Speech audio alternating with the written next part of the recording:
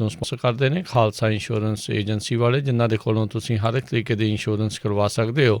Insurance ਬਾਰੇ ਪਤਾ ਕਰਨ ਲਈ ਕਾਲ ਕਰ ਸਕਦੇ ਹੋ ਨੰਬਰ 408 272 2500 ਦੇ ਉੱਤੇ। ਇਸ ਮੌਕੇ covered California health insurance Obama care ਦੀਆਂ ਨਵੀਆਂ ਐਪਲੀਕੇਸ਼ਨਸ ਅਤੇ ਰੀਨਿਊਅਲਸ ਦਾ ਸਮਾਂ ਚੱਲ ਰਿਹਾ ਆ। ਉਸ ਦੇ ਬਾਰੇ ਜਾਣਕਾਰੀ ਲਈ ਇਹਨਾਂ ਦੇ ਨਾਲ ਸੰਪਰਕ ਕਰੋ ਨੰਬਰ 408 722 76 408 272 2500 ਦੇ ਉੱਤੇ। ਨਾਲ ਹੀ Krishan Dhanota Yuba City, Baljinder Singh Nijjar Woodland, Sucha Singh Jaskaran Singh, Gurpartap Singh Fresno, Jarnail Singh Lynnwood Washington, Paramjit Kaur Rangi Vacaville, Harjit Singh Surinder Kaur Aujla Daly City, GN tyre and lube ਵਾਲੇ, ਜਿਨ੍ਹਾਂ ਦੇ ਕੋਲੋਂ ਤੁਸੀਂ truck wash, oil change, air brake ਦਾ ਕੰਮ ਕਰਵਾ ਸਕਦੇ ਹੋ। ਨਵੇਂ ਪੁਰਾਣੇ ਟਾਇਰ ਵਾਜਿਬ ਕੀਮਤਾਂ 'ਤੇ ਖਰੀਦ ਸਕਦੇ ਹੋ। ਸੈਂਟਰਨੈਲਾ ਮਡੇਰਾ 'ਚ ਲੋਕੇਸ਼ਨ ਨੇ।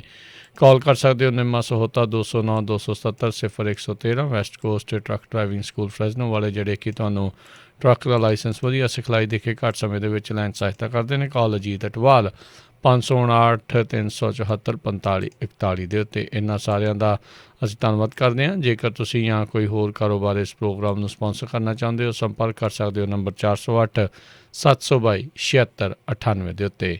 ਮਿੰਟੂ ਜੀ, ਗੱਲਬਾਤ ਦਾ ਸਿਲਸਿਲਾ ਸ਼ੁਰੂ ਕਰਦੇ ਜਾਈਏ। ਖੇਤੀਬਾੜੀ ਮੰਤਰੀ ਕਿਸਾਨਾਂ ਨੂੰ ਮੁੜ ਗੱਲਬਾਤ ਦੀ ਕੀਤੀ ਉਸ ਨੇ ਅਪੀਲ।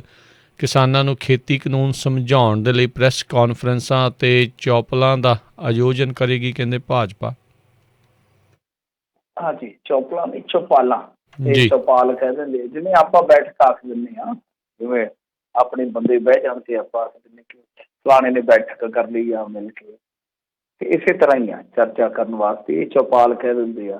ਪਰ ਗੱਲ ਇਹ ਆ ਕਿ ਚੌਪਾਲਾਂ ਦਾ ਆਯੋਜਨ ਕਰਨ ਜਾਂ ਜੋ ਮਰਜ਼ੀ ਕਰੀ ਜਾਣ, ਜਿਹੜੇ 3 ਮਹੀਨਿਆਂ ਤੋਂ ਆਪਣੀਆਂ ਚੱਪਲਾਂ ਲਾ ਕੇ ਉੱਥੇ ਬੈਠੇ ਸਨ ਲੀਹਾਂ ਦੇ ਉੱਤੇ, ਜਿਹੜੇ ਰੇਲਵੇ ਟਰੈਕ ਤੇ ਉਹਨਾਂ ਨੂੰ ਆ ਕੇ ਤੇ ਸਮਝਾ ਨਹੀਂ ਸਕੇ। ਤੁਹਾਨੂੰ ਯਾਦ ਹੋਣਾ 7 ਮੰਤਰੀ ਇਹਨਾਂ ਨੇ ਘੱਲੇ ਸੀਗੇ, ਤਾਂ ਉਹ 7 ਮੰਤਰੀ ਤੇ ਜਿਹੜੇ ਵਰਚੁਅਲ ਸਮਝਾਉਂਦੇ ਸੀਗੇ ਉਹਨਾਂ ਨੂੰ ਗਾਂ ਸਮਝਣ ਵਾਸਤੇ ਬੰਦੇ ਵੀ ਕਿਰਾਏ ਭਾੜੇ ਤੇ ਫੜਨੇ ਪਏ ਸੀ ਇੱਥੇ ਪੰਜਾਬ ਦੇ ਵਿੱਚ। ਤੁਹਾਨੂੰ ਯਾਦ ਹੋਣਾ।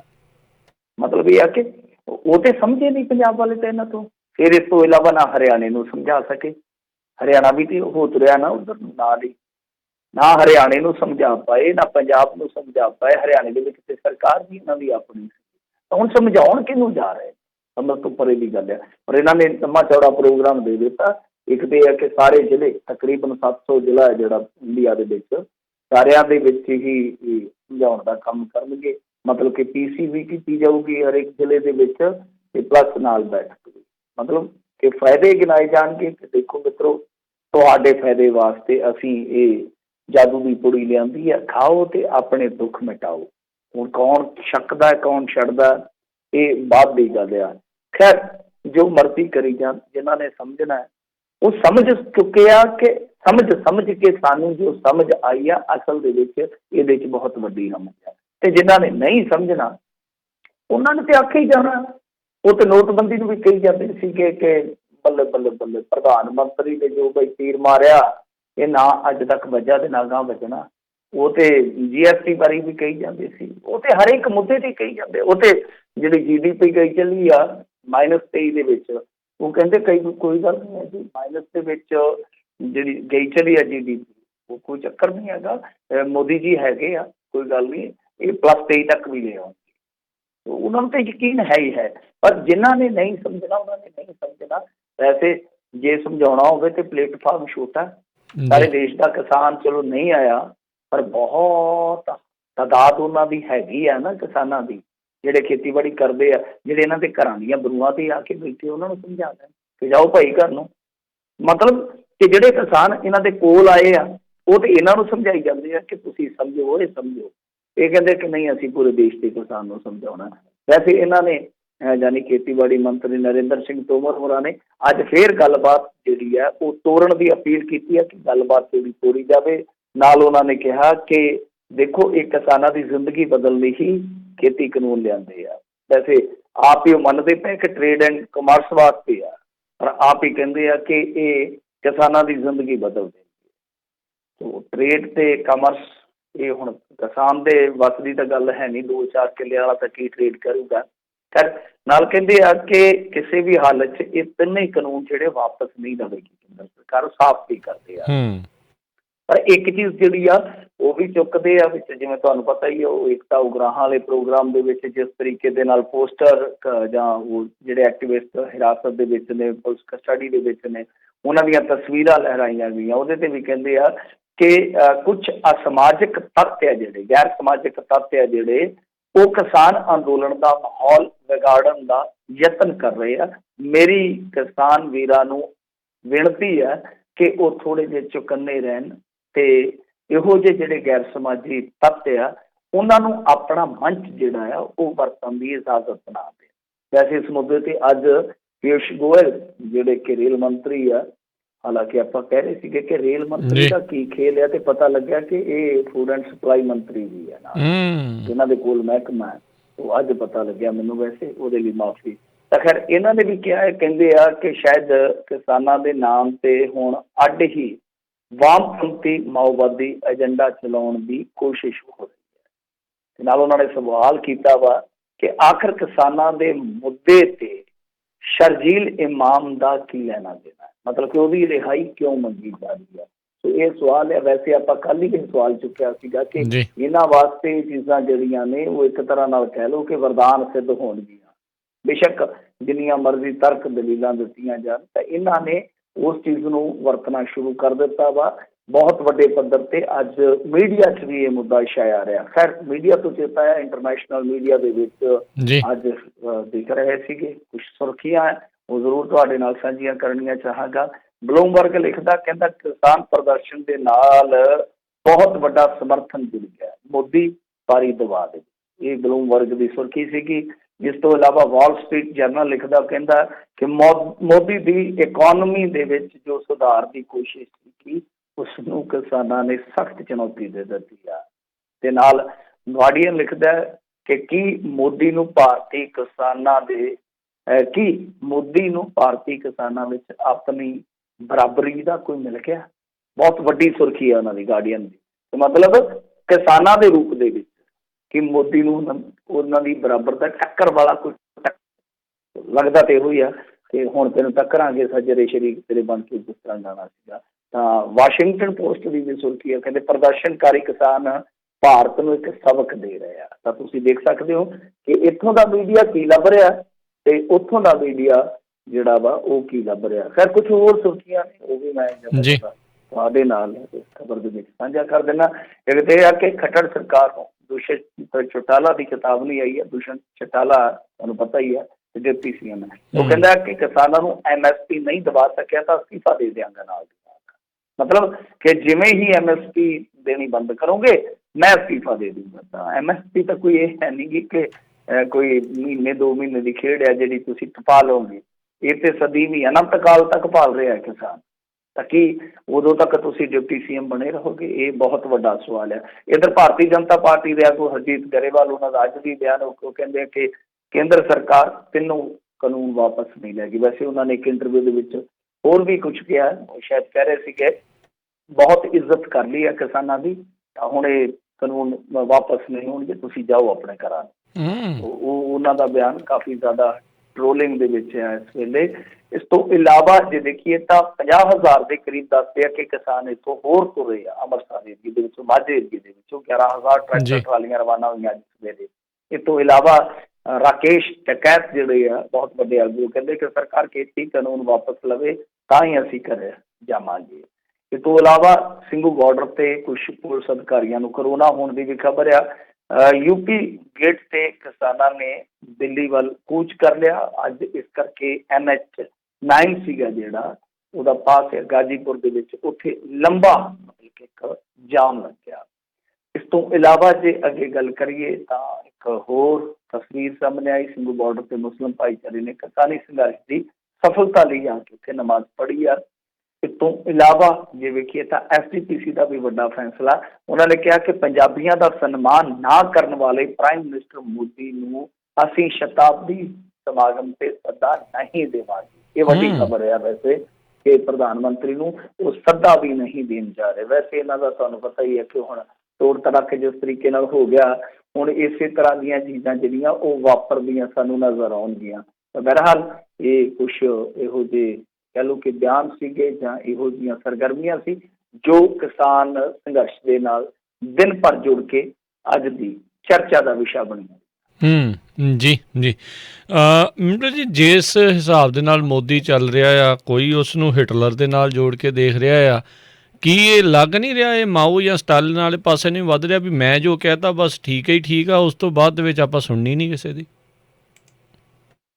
ਨਹੀਂ ਦੇਖੋ, ਗੱਲ ਤੇ ਇਹ ਆ ਕਿ ਜਿਸ ਤਰੀਕੇ ਨਾਲ ਚੱਲ ਰਿਹਾ, ਵੈਸੇ ਸਰਕਾਰਾਂ ਜਿਹੜੀਆਂ ਡੈਮੋਕ੍ਰੈਟਿਕ ਸਰਕਾਰਾਂ ਦਾ ਚੱਲਦੀਆਂ ਨਹੀਂ ਆ, ਸਿਆਣਪ ਨਹੀਂ ਕਹੀ ਜਾ ਸਕਦੀ। ਸਰਕਾਰ ਜਿਹੜੀ ਆ, ਮੈਂ ਅੱਗੇ ਵੀ ਤੁਹਾਨੂੰ ਕਿਹਾ ਕਿ ਸਰਕਾਰ ਉਹ ਸਰਕਾਰ ਹੈ ਜਿਹੜੀ ਅੱਗੇ ਝੁਕੀ ਹੈ ਇੱਕ ਵਾਰੀ ਕਿਸਾਨਾਂ ਦੇ ਸਾਹਮਣੇ ਜੀ। ਜੇ ਹੋਰ ਝੁਕ ਜਾਊਗੀ ਤੇ ਕੀ ਫਰਕ ਪੈਂਦਾ ਹੈ? ਬੱਚੇ ਜ਼ਿੱਦ ਕਰ ਸਕਦੇ ਆ, ਮਾਪੇ ਜ਼ਿੱਦ ਨਹੀਂ ਕਰਕੇ ਚੱਲਦੇ। ਜੇ ਮਾਪੇ ਵੀ ਜ਼ਿੱਦ ਕਰ ਲੂਗੇ ਤਾਂ ਫਿਰ ਬਹੁਤ ਕਸੂਤਾ ਹੋ ਜਾਂਦਾ ਹੈ। ਤਾਂ ਦੇਖੋ, ਗੱਲ ਇਹ ਆ ਕਿ ਨਰਿੰਦਰ ਮੋਦੀ ਨੂੰ ਜੇ ਤੁਸੀਂ ਦੇਖੋਗੇ, ਨਰਿੰਦਰ ਮੋਦੀ ਆ ਨਾ ਜਿਹੜਾ, ਉਹ ਹੁਣ ਇੱਕ ਹੋਰ ਆਕਾਂਖਿਆ ਪਾਲੀ ਬੈਠਾ। ਉਹ ਇਹ ਆ ਕਿ ਮੈਂ ਆਪਣੇ ਆਪ ਨੂੰ ਕੌਮਾਂਤਰੀ ਪੱਧਰ ਤੇ ਸਥਾਪਿਤ ਕਰਨਾ, ਨੇਤਾ ਦੇ ਵਿੱਚ, ਕੌਮਾਂਤਰੀ ਨੇਤਾ। ਤੁਹਾਨੂੰ ਪਤਾ ਹੀ ਹੈ ਕਿ ਉਹ ਸ਼ੁਰੂ ਤੋਂ ਹੀ ਕਿਤੇ ਨਾ ਕਿਤੇ RSS ਦੀ ਵੀ ਮਨਸ਼ਾ ਰਹੀ ਆ, ਨਰਿੰਦਰ ਮੋਦੀ ਦੀ ਵੀ ਮਨਸ਼ਾ ਰਹੀ ਹੈ। ਹੁਣ ਹੋਰ ਕਿਸੇ ਦੀ ਰਹੀ ਨਾ ਹੋਵੇ ਰਹੀ, ਪਰ ਨਰਿੰਦਰ ਮੋਦੀ ਦੀ ਜ਼ਰੂਰ ਆ। ਤਾਂ ਜੇ ਤੁਸੀਂ ਉਹ ਵੇਖੋਗੇ ਇਸ ਚੀਜ਼ ਨੂੰ ਜੋੜ ਕੇ, ਤਾਂ ਚਾਈਨਾ ਦੇ ਨਾਲ ਕਿਤੇ ਨਾ ਥੋੜਾ ਜਿਹਾ ਜੁੜਦਾ ਹੈ ਕੰਮ। ਜਿੱਦਾਂ ਲਾ ਲਓ ਕਿ ਯੂਨੀਵਰਸਿਟੀਆਂ 'ਚ ਉੱਥੇ ਵੀ ਰਾਸ਼ਟਰਵਾਦਤਾ ਜਿਹੜੀ ਉਹ ਬੜੇ ਸਖਤ ਤਰੀਕੇ ਨਾਲ ਪੜ੍ਹਾਈ ਜਾਂਦੀ ਹੈ। ਉੱਥੋਂ ਦੀ ਫੌਜ ਨੂੰ ਵੀ ਕਿਹਾ ਜਾਂਦਾ ਕਿ ਜਿਨਪਿੰਗ ਦੇ ਤੁਸੀਂ ਮਤਲਬ ਕਿ ਵਫਾਦਾਰ ਰਹਿਣਾ ਹੈ। ਤਾਂ ਇੱਥੇ ਵੀ ਜਿਸ ਤਰੀਕੇ ਨਾਲ ਚਲਾਇਆ ਗਿਆ ਕੰਮ ਯੂਨੀਵਰਸਿਟੀਆਂ ਦੇ ਵਿੱਚ ਰਾਸ਼ਟਰਵਾਦਤਾ ਦਾ, ਜਿਸ ਤਰੀਕੇ ਨਾਲ ਬਹੁਤ ਜ਼ਿਆਦਾ ਪ੍ਰਸਾਰ ਕੀਤਾ ਗਿਆ, ਉਸ ਤੋਂ ਬਾਅਦ ਆਰਮੀ ਦੇ ਵਿੱਚੋਂ ਵੀ ਕਿਸ ਤਰ੍ਹਾਂ ਦੇ ਬਿਆਨ ਨਿਕਲੇ ਬਹੁਤ ਵੱਡੇ ਅਧਿਕਾਰੀਆਂ ਦੇ, ਤੁਸੀਂ ਸਮਝ ਹੀ ਸਕਦੇ ਹੋ ਕਿ ਕਿਸ ਤਰੀਕੇ ਨਾਲ ਬਹੁਤ ਕੁਝ ਐਸਾ ਹੈ ਕਿ ਜਿੱਦਾਂ ਚਾਈਨਾ ਨੇ ਕੀਤਾ ਕਿ ਬਹੁਤ ਵੱਡੇ ਪੱਧਰ ਤੇ ਕਿਸਾਨ ਜਿਹੜਾ ਆ ਉਹ ਕੱਢ ਕੇ ਮੈਨੂਫੈਕਚਰਿੰਗ ਦੇ ਵਿੱਚ ਲੈ ਆਂਦਾ। ਇਹ ਵੀ ਕਿਸਾਨ ਹੁਣ ਕੱਢ ਰਹੇ ਨੇ ਖੇਤਾਂ ਦੇ ਵਿੱਚੋਂ, ਪਤਾ ਨਹੀਂ ਕਿੱਧਰ ਜਾਣਗੇ। ਉਹ ਤਾਂ ਮੈਨੂਫੈਕਚਰਿੰਗ 'ਚ ਲਏ ਸੀ, ਸਾਡਾ ਤਾਂ ਮੈਨੂਫੈਕਚਰਿੰਗ ਸੈਕਟਰ ਬਹੁਤ ਕਮਜ਼ੋਰ ਹੈ। ਤਾਂ ਕਹਿਣ ਦਾ ਮਤਲਬ ਇਹ ਹੋਇਆ ਕਿ ਬਸ ਜਿੱਦਾਂ ਦੇਖ ਲਓ ਕਿ ਨੀਤੀਆਂ ਤਕਰੀਬਨ ਗੁਆਂਢੀਆਂ ਦੀਆਂ ਇੱਕੋ ਜਿਹੀਆਂ ਹੀ ਆ। ਨੀਤ ਦੇ ਵਿੱਚ ਥੋੜ੍ਹਾ ਬਹੁਤਾ ਫਰਕ ਹੋ ਸਕਦਾ ਹੈ। ਬਸ ਇਹੋ ਹੀ ਆ ਕਿ ਜਿਨਪਿੰਗ ਨੇ ਦੂਜੇ ਸਾਰੇ ਕਾਮਰੇਡਾਂ ਨੂੰ ਮਾਰ ਕੇ ਗਲਤੀ ਪਾਸੇ ਕਰ ਦਿੱਤਾ ਤੇ ਆਪ ਤਾਂ ਉਮਰ ਵਾਸਤੇ ਬਹਿ ਗਿਆ ਕਿ ਲਓ ਜੀ ਮੈਂ ਹੀ ਤੁਹਾਨੂੰ ਅੱਗੇ ਲਿਜਾਊਂਗਾ, ਸਹੀ ਗੱਲ, ਮੈਂ ਹੀ ਚੀਨ ਨੂੰ ਸੁਪਰ ਪਾਵਰ ਬਣਾਊਂਗਾ ਸੰਸਾਰ ਦੇ ਵਿੱਚ। ਹੋ ਸਕਦਾ ਕੱਲ੍ਹ ਨੂੰ ਭਾਈ, ਪਤਾ ਨਹੀਂ ਹੈ, ਹਾਈਪੋਥੈਟੀਕਲ ਗੱਲ ਹੈ ਹਾਲ ਦੀ ਘੜੀ, ਤਾਂ ਹੋ ਸਕਦਾ ਭਾਈ ਕੱਲ੍ਹ ਨੂੰ ਇਹ ਵੀ ਸਮਾਨਤਾ ਜਿਹੜੀ ਉਹ ਵੀ ਹੋ ਜਾਵੇ ਸਾਡੇ ਸਾਹਮਣੇ। ਜੀ, ਇਹਨਾਂ ਦੀ ਪ੍ਰੈਸ ਕਾਨਫਰੰਸ ਤੋਂ ਬਾਅਦ ਦੇ ਵਿੱਚ ਹੁਣ ਕਿਸਾਨਾਂ ਨੇ ਵੀ ਪ੍ਰੈਸ ਕਾਨਫਰੰਸ ਕੀਤੀ ਆ, ਹੁਣ ਰੋਜ਼ਾਨਾ ਹੀ ਇਹ ਚੀਜ਼ ਦੇਖਣ ਨੂੰ ਮਿਲ ਰਹੀ ਹੈ। ਹਾਂਜੀ ਦੇਖੋ, ਜਵਾਬ ਦੇਣਗੇ ਨਾ, ਇਹ ਚੱਲਦਾ ਹੀ ਰਹਿਣਾ। ਹੁਣ ਜਦੋਂ ਬੈਠੇ ਆਮੋ ਸਾਹਮਣੇ ਆ, ਆਮੋ ਸਾਹਮਣੇ ਮੋਰਚੇ ਤੇ ਸਵਾਲ ਜਵਾਬ ਤੇ ਹੋਣਗੇ। ਖੈਰ ਕਿਸਾਨਾਂ ਨੇ ਵੀ ਜਿਹੜੀ ਕੀਤੀ ਆ ਅੱਜ ਪ੍ਰੈਸ ਕਾਨਫਰੰਸ, ਉਹਦੇ ਵਿੱਚ ਇੱਕ ਦੋ ਚੀਜ਼ਾਂ ਨੇ ਉਹ ਆਪਾਂ ਜ਼ਰੂਰ ਇੱਥੇ ਮੈਂਸ਼ਨ ਕਰਾਂਗੇ। ਉਹ ਕੀ ਆ, ਇੱਕ ਤੇ ਇਹ ਆ ਕਿ ਇਹਨਾਂ ਨੇ ਕਿਹਾ, ਹੁਣ ਜਿੱਦਾਂ ਤੋਮਰ ਨੇ ਕਿਹਾ, ਖੇਤੀ ਮੰਤਰੀ ਨੇ, ਕਿ ਭਾਈ ਤੁਸੀਂ ਗੱਲਬਾਤ ਕਰੋ। ਇਹ ਕਹਿੰਦੇ ਅਸੀਂ ਇਨਕਾਰ ਕੀਤਾ ਹੀ ਨਹੀਂ ਗੱਲਬਾਤ ਵਾਸਤੇ। ਤੁਸੀਂ ਦਿਓ, ਸਾਨੂੰ ਲਿਖਤੀ ਦਿਓ, ਇਨਵੀਟੇਸ਼ਨ ਦਿਓ, ਅਸੀਂ ਗੱਲਬਾਤ ਕਰਾਂਗੇ। ਦੇਖੋ ਇਹੀ ਤਾਂ ਪੈਂਤੜੇਬਾਜ਼ੀ ਆ ਨਾ। ਹੁਣ ਲੜਾਈ ਜਿਹੜੀ ਆ ਕੂਟਨੀਤਿਕ ਤਰੀਕੇ ਨਾਲ ਹੀ ਲੜੀ ਜਾਂਦੀ ਹੈ। ਤਾਂ ਉਹ ਗੱਲ ਕੀ ਹੈ ਕਿ ਜਦੋਂ ਇਸ ਤਰ੍ਹਾਂ ਕੂਟਨੀਤੀ ਦੇ ਮਾਹਰ ਬੈਠੇ ਹੋਣ, ਇੱਕ ਪਾਸੇ ਕਿਸਾਨ ਕੂਟਨੀਤੀ ਦੇ ਮਾਹਰ ਆਗੂ ਹੈ, ਦੂਸਰੇ ਪਾਸੇ ਤੁਹਾਨੂੰ ਪਤਾ ਹੀ ਹੈ ਸਰਕਾਰੀ ਮਸ਼ੀਨਰੀ, ਸਰਕਾਰੀ ਅਫਸਰਸ਼ਾਹੀ, ਤਮਾਮ ਉਹਨਾਂ ਦੇ ਕੋਲ ਤਾਕਤਾਂ ਹੈਗੀਆਂ।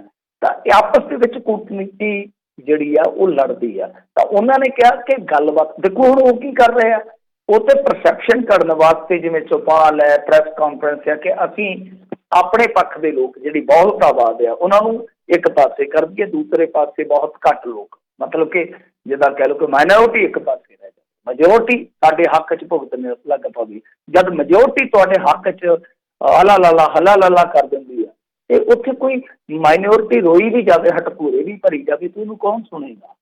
ਆਹੀ ਚੀਜ਼ ਹੈ ਇਹਨਾਂ ਦੀ, ਆਹੀ ਚਲਾਕੀ ਹੈ। ਤਾਂ ਇਸ ਚੀਜ਼ ਨੂੰ ਭਾਪਦੇ ਨੇ ਜਿਹੜੇ ਬਜ਼ੁਰਗ ਕਿਸਾਨ ਆਗੂ ਆ। ਤਾਂ ਇਹਨਾਂ ਨੇ ਵੇਖੋ ਨਾਲ ਤੇ ਐਲਾਨ ਕਰ ਦਿੱਤਾ ਕਿ ਨਾ ਤੇ ਵਾਪਸ ਹੋਣੇ ਆ, ਤੇ ਬਾਕੀ ਅਸੀਂ ਇਹਦਾ ਪ੍ਰਚਾਰ ਕਰਾਂਗੇ, ਤੇ ਨਾਲ ਕਹਿ ਦਿੱਤਾ ਕਿ ਕਿਸਾਨ ਸਾਡੇ ਨਾਲ ਗੱਲਬਾਤ ਕਰਨ, ਮਤਲਬ ਕਿ ਸਾਰੇ ਪਾਸਿਓਂ ਸੱਚੇ, ਸਾਰੇ ਪਾਸਿਓਂ ਪੱਕੇ। ਤੇ ਉਹਨਾਂ ਨੇ ਇਸੇ ਚੀਜ਼ ਨੂੰ ਫੜਿਆ। ਉਹ ਕਹਿੰਦੇ ਕਿ ਹਾਂ ਬਈ ਗੱਲਬਾਤ ਦਾ ਸੱਦਾ ਦੇ ਦਿਓ ਤੇ ਅਸੀਂ ਗੱਲਬਾਤ ਕਰਨ ਵਾਸਤੇ ਤਿਆਰ ਹਾਂ। ਪਰ ਦੂਜੀ ਗੱਲ ਜਿਹੜੀ ਉਹਨਾਂ ਨੇ ਕਹੀ ਆ, ਦੇਖੋ ਉਹੀ ਏਕਤਾ ਉਗਰਾਹਾਂ ਵਾਲਾ ਮਸਲਾ, ਉਹਦੇ ਤੇ ਇਹਨਾਂ ਨੇ ਕਿਹਾ ਕਿ ਦੇਖੋ ਇਹ ਸਾਡਾ 32 ਯੂਨੀਅਨਾਂ ਦਾ ਕੋਈ ਪ੍ਰੋਗਰਾਮ ਨਹੀਂ ਸੀਗਾ, ਇਹ ਉਹਨਾਂ ਦਾ ਆਪਣਾ ਸੈਪਰੇਟ ਪ੍ਰੋਗਰਾਮ ਹੈ, ਅੱਡ ਪ੍ਰੋਗਰਾਮ ਹੈ।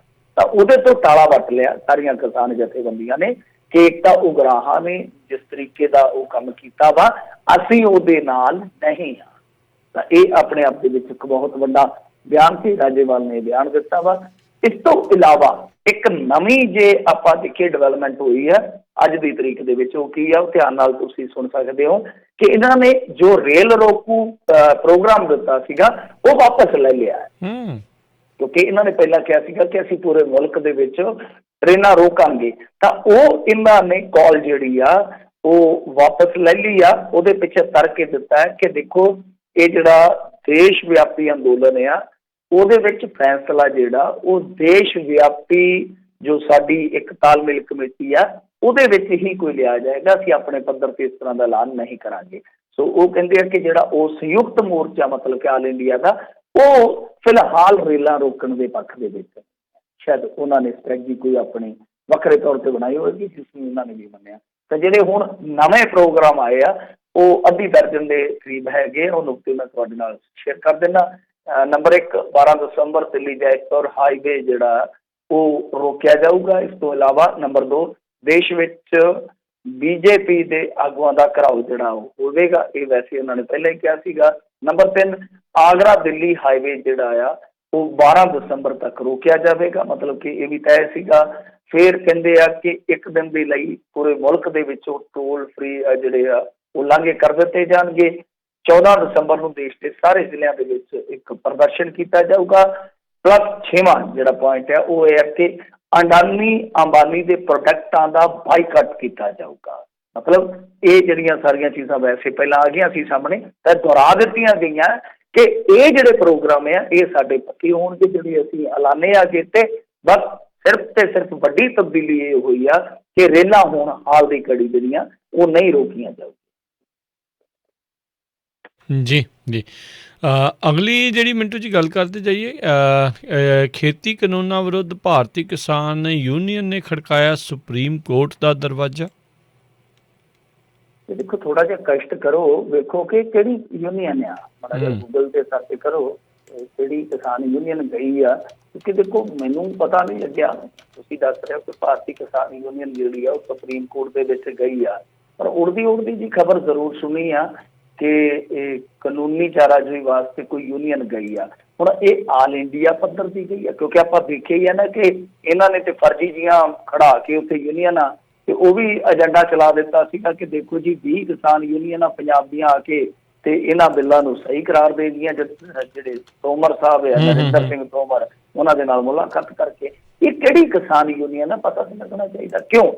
ਕਿਉਂਕਿ ਮੈਂ ਦੇਖੋ 3-4 ਦਿਨ ਪਹਿਲਾਂ ਬਲਵੀਰ ਸਿੰਘ ਰਾਜੇਵਾਲ ਜਿਹੜੇ ਕਿ ਥਿੰਕ ਟੈਂਕ ਨੇ ਸਾਰੇ ਪ੍ਰੋਗਰਾਮ ਦਾ ਐਜੀਟੇਸ਼ਨ ਦਾ ਜੋ ਚੱਲਦਾ ਪਿਆ, ਤਾਂ ਇਹ ਕਹਿ ਰਹੇ ਸੀਗੇ ਬਲਵੀਰ ਸਿੰਘ ਰਾਜੇਵਾਲ ਜੀ, ਇਹ ਕਹਿੰਦੇ ਕਿ ਦੇਖੋ ਜਿਹੜੇ ਕੈਪਟਨ ਅਮਰਿੰਦਰ ਸਿੰਘ ਆ ਉਹਨਾਂ ਨੇ ਜਿਸ ਤਰੀਕੇ ਨਾਲ, ਪਤਾ ਨਹੀਂ ਉਹਨਾਂ ਨੇ ਕੀ ਕੀਤਾ ਗਿਆ, ਉਹ ਮੈਂ ਹੁਣ ਡਿਟੇਲ ਨਹੀਂ ਦੱਸ ਸਕਦਾ, ਨਾ ਹੀ ਮੈਨੂੰ ਸਮਝ ਆਈ ਆ।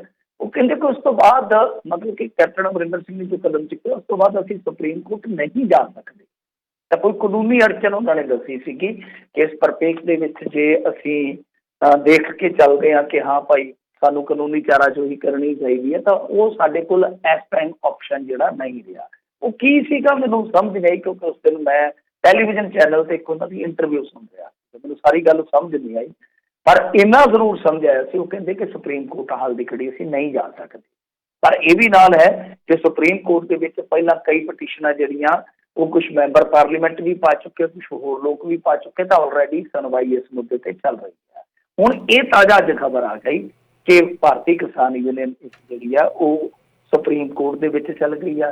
ਹੁਣ ਇਹ ਕਿਹੜੀ ਆ ਉਹ ਤੁਸੀਂ ਦੱਸ ਦੇਣਾ ਖੋਜ ਕਰਕੇ, ਪਰ ਮੇਰੇ ਖਿਆਲ ਦੇ ਨਾਲ ਇਹ ਆ ਕਿ ਵੇਖਣਾ ਹੋਏਗਾ ਕਿ ਜਿਹੜੀਆਂ 500 ਕਿਸਾਨ ਜਥੇਬੰਦੀਆਂ ਕੁਛ ਪ੍ਰੋਗਰਾਮਾਂ 'ਚ 500 ਕਹਿੰਦੇ ਆ, ਕੁਛ ਥਾਵਾਂ ਤੇ ਕੁਛ ਮੰਚਾਂ ਤੇ 300 ਕਹਿੰਦੇ ਆ, ਆਲ ਇੰਡੀਆ ਪੱਧਰ ਤੇ ਇੰਨੀਆਂ ਕਿਸਾਨ ਜਥੇਬੰਦੀਆਂ ਸਮੂਹਿਕ ਤੌਰ ਤੇ ਇਸ ਐਜੂਕੇਸ਼ਨ ਨੂੰ ਲੜ ਰਹੀਆਂ ਜਾਂ ਚਲਾ ਰਹੀਆਂ ਨੇ, ਤਾਂ ਕੀ ਇਹਨਾਂ ਦੇ ਵਿੱਚੋਂ ਕੋਈ ਇੱਕ ਹੈ ਦੇਖਣਾ ਹੋਏਗਾ।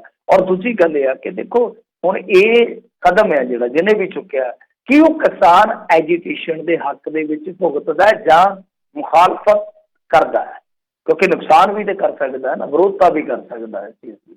ਵਿਰੋਧਤਾ ਕਿਵੇਂ ਕਰ ਸਕਦਾ? ਕਿ ਕੋਈ ਫੈਸਲਾ ਆ ਗਿਆ ਤਾਂ ਫਿਰ ਉਹ ਬਾਜੀ ਪੁੱਠੀ ਪੈ ਜਾਏਗੀ ਤਾਂ ਵਿਰੋਧਤਾ ਕਰਦਾ ਨਜ਼ਰ ਆਏਗਾ। ਮਸਲਨ ਜਿੱਦਾਂ ਸ਼ਹੀਨ ਬਾਗ ਦਾ ਮੋਰਚਾ ਸੀਗਾ, ਤੁਹਾਨੂੰ ਯਾਦ ਹੋਣਾ ਜੀ, ਜਦੋਂ ਕੁਝ ਪਟੀਸ਼ਨਾਂ ਪਈਆਂ ਸੀਗੀਆਂ ਤਾਂ ਉਹ ਉਹਨਾਂ ਪਟੀਸ਼ਨਾਂ ਦਾ ਨਵੇੜਾ ਕਰਨ ਤੋਂ ਪਹਿਲਾਂ ਹੀ ਕੋਰਟ ਨੇ ਆਖਿਆ ਕਿ ਤੁਸੀਂ ਪਹਿਲਾਂ ਉੱਥੋਂ ਉੱਠੋ, ਮਤਲਬ ਕਿ ਤੁਸੀਂ ਉੱਠ ਕੇ ਕਿਸੇ ਹੋਰ ਜਗ੍ਹਾ ਤੇ ਆਪਣਾ ਪ੍ਰਦਰਸ਼ਨ ਲੈ ਜਾਓ, ਉਸ ਤੋਂ ਬਾਅਦ ਸੁਣਵਾਈ ਕਰਦੇ।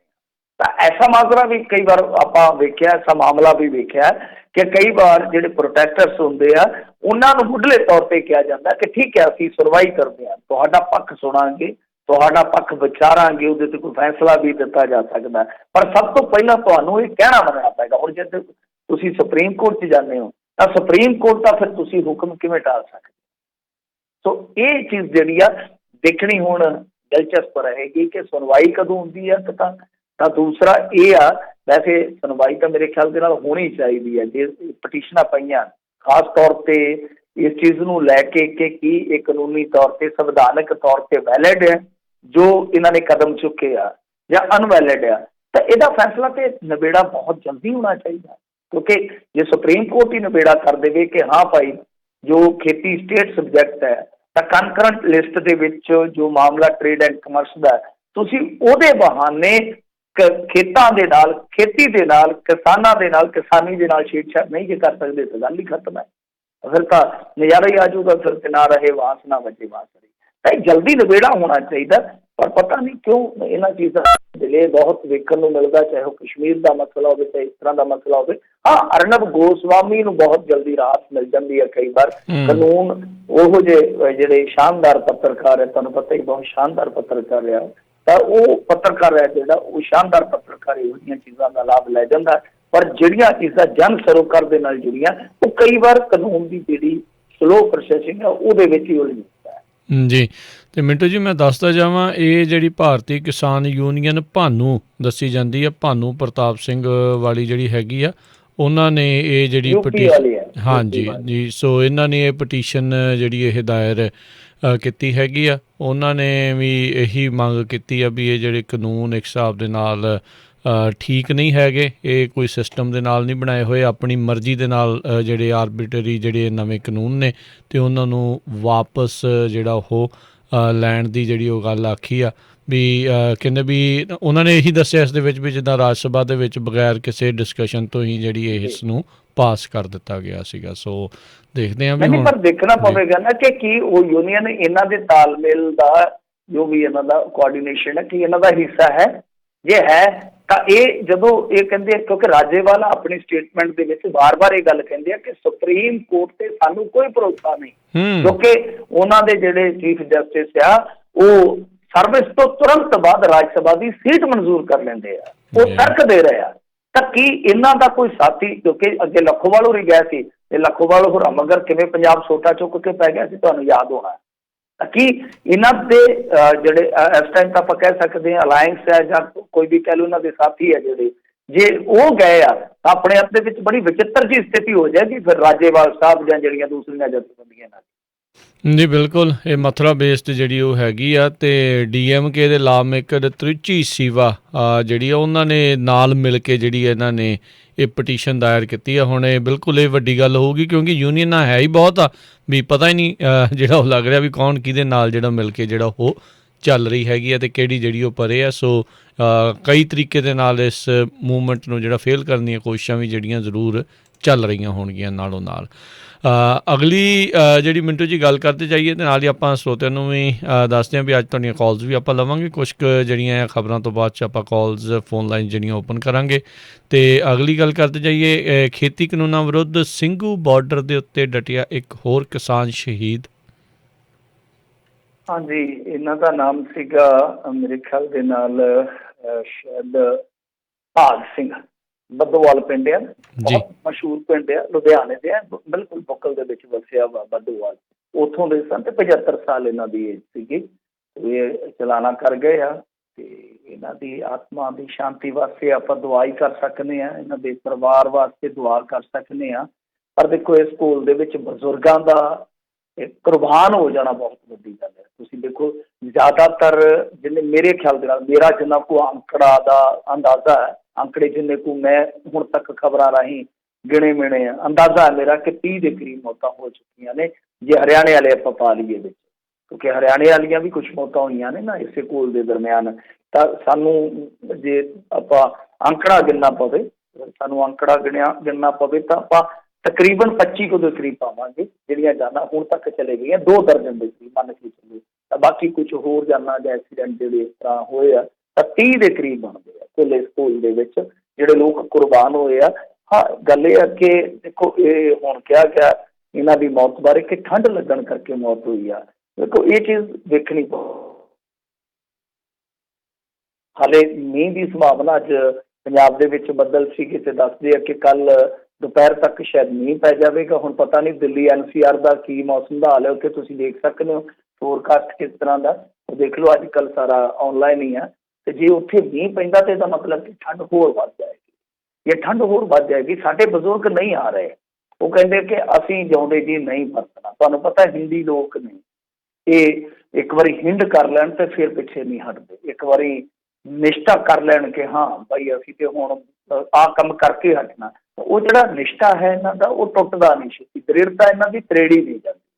ਤਾਂ ਮੇਰੇ ਖਿਆਲ ਦੇ ਨਾਲ ਕਿਸਾਨ ਜਥੇਬੰਦੀਆਂ ਨੂੰ ਇਸ ਬਾਬਤ ਸੋਚਣਾ ਪਊਗਾ ਕਿ ਜੇ ਕੋਈ ਬਿਮਾਰ ਸ਼ਮਾਰ ਆ, ਜੇ ਕੋਈ ਮੰਨ ਲਓ ਰੋਗ ਗ੍ਰਸਤ ਆ, ਚਾਹੇ ਕੋਈ ਕਿਡਨੀ ਦਾ ਰੋਗ ਆ, ਚਾਹੇ ਕੋਈ ਸ਼ੂਗਰ ਦਾ ਰੋਗ ਆ, ਜਾਂ ਕੋਈ ਬਲੱਡ ਪ੍ਰੈਸ਼ਰ ਹੈ, ਕੁਛ ਇਸ ਤਰ੍ਹਾਂ ਦਾ ਵਾ, ਤਾਂ ਇਹ ਚੀਜ਼ਾਂ ਉਹ ਉਹਨਾਂ ਨੂੰ ਕਰਨੀਆਂ ਪੈਣਗੀਆਂ ਕਿ ਤੁਰੰਤ ਉਹਨਾਂ ਨੂੰ ਮੋੜਿਆ ਜਾਵੇ, ਉਹਨਾਂ ਨੂੰ ਘਰ ਨੂੰ ਤੋਰਿਆ ਜਾਵੇ। ਉਹਨਾਂ ਦੀ ਜਗ੍ਹਾ ਤੇ ਨੌਜਵਾਨ ਹੋਰ ਜਿਹੜੇ ਮੁੰਡੇ ਆ ਉਹ ਬੁਲਾਏ ਜਾ ਸਕਦੇ। ਮੈਂ ਇਹ ਨਹੀਂ ਕਹਿੰਦਾ ਕਿ ਗਿਣਤੀ ਘੱਟ ਕਰ ਲਓ, ਤੁਸੀਂ ਆਪਣੀ ਗਿਣਤੀ ਵਧਾ ਸਕਦੇ ਜੋ ਮਰਜ਼ੀ ਕਰ ਲਓ, ਪਰ ਆਹ ਜਿਹੜਾ ਮਹੀਨਾ ਖੰਡ ਜਿਹੜਾ ਸਮਾਂ ਹੈ, ਵਕਬਾ ਹੈ, ਇਹ ਕੱਢਣਾ ਪਏਗਾ ਕਿਸੇ ਨਾ ਕਿਸੇ ਤਰੀਕੇ ਨਾਲ।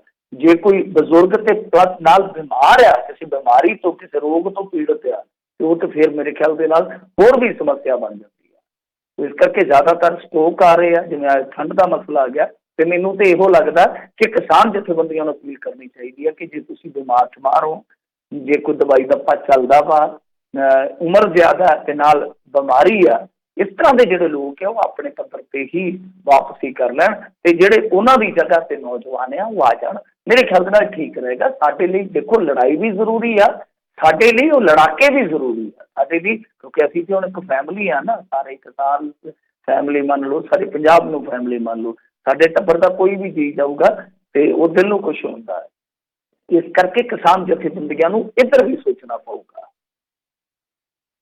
ਜੀ, ਬ੍ਰੇਕ ਤੋਂ ਪਹਿਲਾਂ ਜਾਣ ਤੋਂ ਇੱਕ ਆਪਾਂ ਖਬਰ ਕਰਦੇ ਜਾਈਏ। ਮਿੰਟੂ ਜੀ ਕਹਿੰਦੇ ਕਾਨੂੰਨ ਵਿਵਸਥਾ ਨੂੰ ਲੈ ਕੇ ਪੱਛਮ ਬੰਗਾਲ ਦੇ ਰਾਜਪਾਲ ਨੇ ਗ੍ਰਹਿ ਮੰਤਰਾਲੇ ਨੂੰ ਰਿਪੋਰਟ ਦੇ ਦਿੱਤੀ ਆ।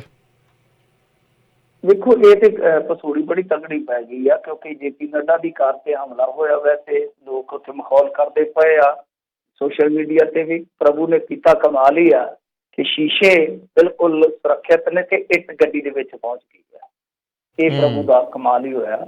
ਇਹ ਇੱਕ ਤਰ੍ਹਾਂ ਨਾਲ ਕੌਤਕ ਆ।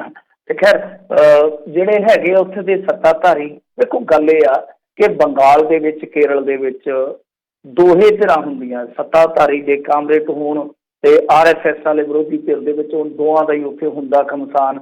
ਬੰਗਾਲ ਦੇ ਵਿੱਚ ਵੀ ਇਹੋ ਆ, ਉਹਨਾਂ ਦਾ ਵੀ ਮਰ ਜਾਂਦਾ, ਕਈ ਵਾਰ ਉਹਨਾਂ ਦਾ ਵੀ ਮਰ ਜਾਂਦਾ। ਇਨਸਾਨ ਹੀ ਮਰਦਾ ਸਿਆਸਤ ਦੀ ਭੇਡ ਛੱਡ ਕੇ। ਕਾਤਲ ਚਾਹੇ ਕੋਈ ਵੀ ਹੋ, ਉਹ ਸੱਤਾਧਾਰੀ ਹੋ ਸਕਦਾ, ਉਹ ਵਿਰੋਧੀ ਧਿਰ ਦਾ ਵੀ ਹੋ ਸਕਦਾ। ਤਾਂ ਇੱਥੇ ਇੱਕ ਤਰ੍ਹਾਂ ਨਾਲ ਕਹਿ ਲਓ ਕਿ ਲਹੂ ਵੀਟਵੀਂ ਸਿਆਸਤ ਚੱਲਦੀ ਹੈ, ਚਾਹੇ ਉਹ ਕੇਰਲ ਲੈ ਲਓ, ਚਾਹੇ ਬੰਗਾਲ ਲੈ ਲਓ। ਤਾਂ ਬੰਗਾਲ ਦੇ ਵਿੱਚ ਤੇ ਇਹ ਲਹੂ ਵੀਟਵੀਂ ਜਿਹੜੀ ਸਿਆਸਤ ਹੈ ਉਹ ਹੁਣ ਚਰਮ ਤੇ ਪਹੁੰਚ ਗਈ ਆ। ਤਾਂ ਉਸੇ ਚੀਜ਼ ਨੂੰ ਆਧਾਰ ਬਣਾ ਕੇ ਦੇਖੋ ਰਿਪੋਰਟ ਮੰਗੀ ਗਈ ਸੀਗੀ ਰਾਜਪਾਲ ਤੋਂ ਗ੍ਰਹਿ ਮੰਤਰਾਲੇ ਵੱਲੋਂ। ਇਹਨਾਂ ਨੇ ਉਹ ਰਿਪੋਰਟ ਫਟ ਜਿਹੜੀ ਆ ਉਹ ਦੇ ਦਿੱਤੀ। ਫਿਰ ਇਹਨਾਂ ਨੇ ਉਸੇ ਰਿਪੋਰਟ ਦੇ ਆਧਾਰ ਤੇ DGP ਤੇ ਮੁੱਖ ਸਕੱਤਰ ਹੈ ਜਿਹੜਾ ਉਹਨੂੰ ਤਲਬ ਕਰ ਲਿਆ। ਉਹਨਾਂ ਨੇ ਜਵਾਬ ਦੇ ਦਿੱਤਾ ਕਿ ਅਸੀਂ ਦਿੱਲੀ ਨਹੀਂ ਆਉਣਾ। ਮਤਲਬ ਕਿ ਜੋ ਜਵਾਬ ਤਲਬੀ ਸੀ ਉਹਨਾਂ ਕੀਤੀ ਤੇ ਉਹਨਾਂ ਨੇ ਅੱਗੋਂ ਜਵਾਬ ਸੁਣਾ ਦਿੱਤਾ ਕਿ ਅਸੀਂ ਇਹ ਜਵਾਬ ਤਲਬੀ ਜਿਹੜੀ ਆ ਉਹ ਤੁਹਾਡੀ ਨਹੀਂ ਮੰਨਾਂਗੇ। ਇਸ ਤੋਂ ਇਲਾਵਾ ਜਿਹੜੇ ਹੈਗੇ ਆ ਉੱਥੋਂ ਦੇ ਸੱਤਾਧਾਰੀ, ਮਤਲਬ ਕਿ ਤ੍ਰਿਣਮੂਲ ਕਾਂਗਰਸ ਵਾਲੇ, ਉਹ ਕਹਿੰਦੇ ਆ ਕਿ ਇਹਨਾਂ ਨੇ ਹਮਲਾ ਆਪ ਹੀ ਕਰਾਇਆ।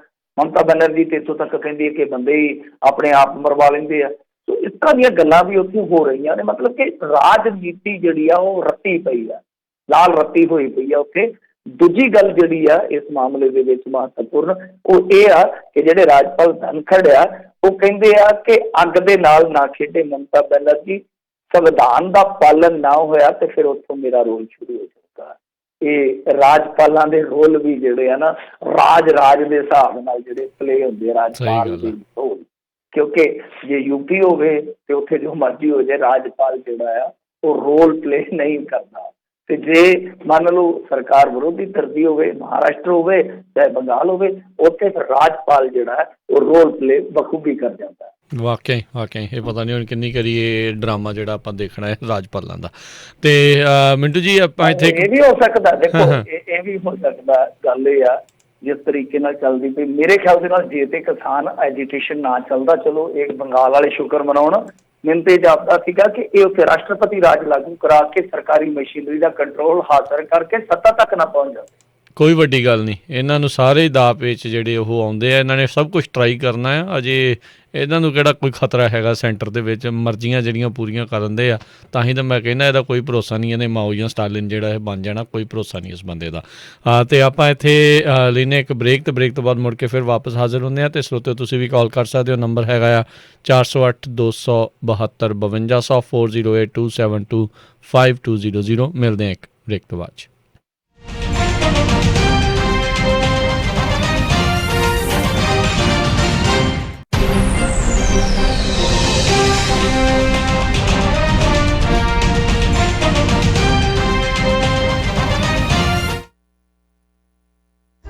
ਤੁਸੀਂ ਸੁਣ ਰਹੇ ਹੋ Punjabi radio USA, KOBO Yuba City 1450 AM, KIID Sacramento 1470 AM, KWRU Fresno 1300 AM, KLHC Bakersfield 1350 AM, KCVR Stockton Modesto 1570 AM। Sky Trans Inc ਵਾਲਿਆਂ ਨੂੰ ਇਸ ਮੌਕੇ ਕੈਲੀਫੋਰਨੀਆ ਤੋਂ ਈਸਟ ਕੋਸਟ ਨੂੰ ਚੱਲਣ ਵਾਲੇ ਟੀਮ ਡਰਾਈਵਰਸ ਦੀ ਜ਼ਰੂਰਤ ਹੈ। 2 ਸਾਲ ਦਾ ਐਕਸਪੀਰੀਅੰਸ ਹੋਣਾ ਚਾਹੀਦਾ ਹੈ। $3500 ਤਨਖਾਹ ਪਰ ਟ੍ਰਿਪ ਦਿੱਤੀ ਜਾਵੇਗੀ। ਹੋਰ ਜਾਣਕਾਰੀ ਲਈ ਕਾਲ ਕਰ ਸਕਦੇ ਹੋ ਅਮਨ 9168321265, ਸ਼ਾਨ ਸਿੰਘ 5304349175।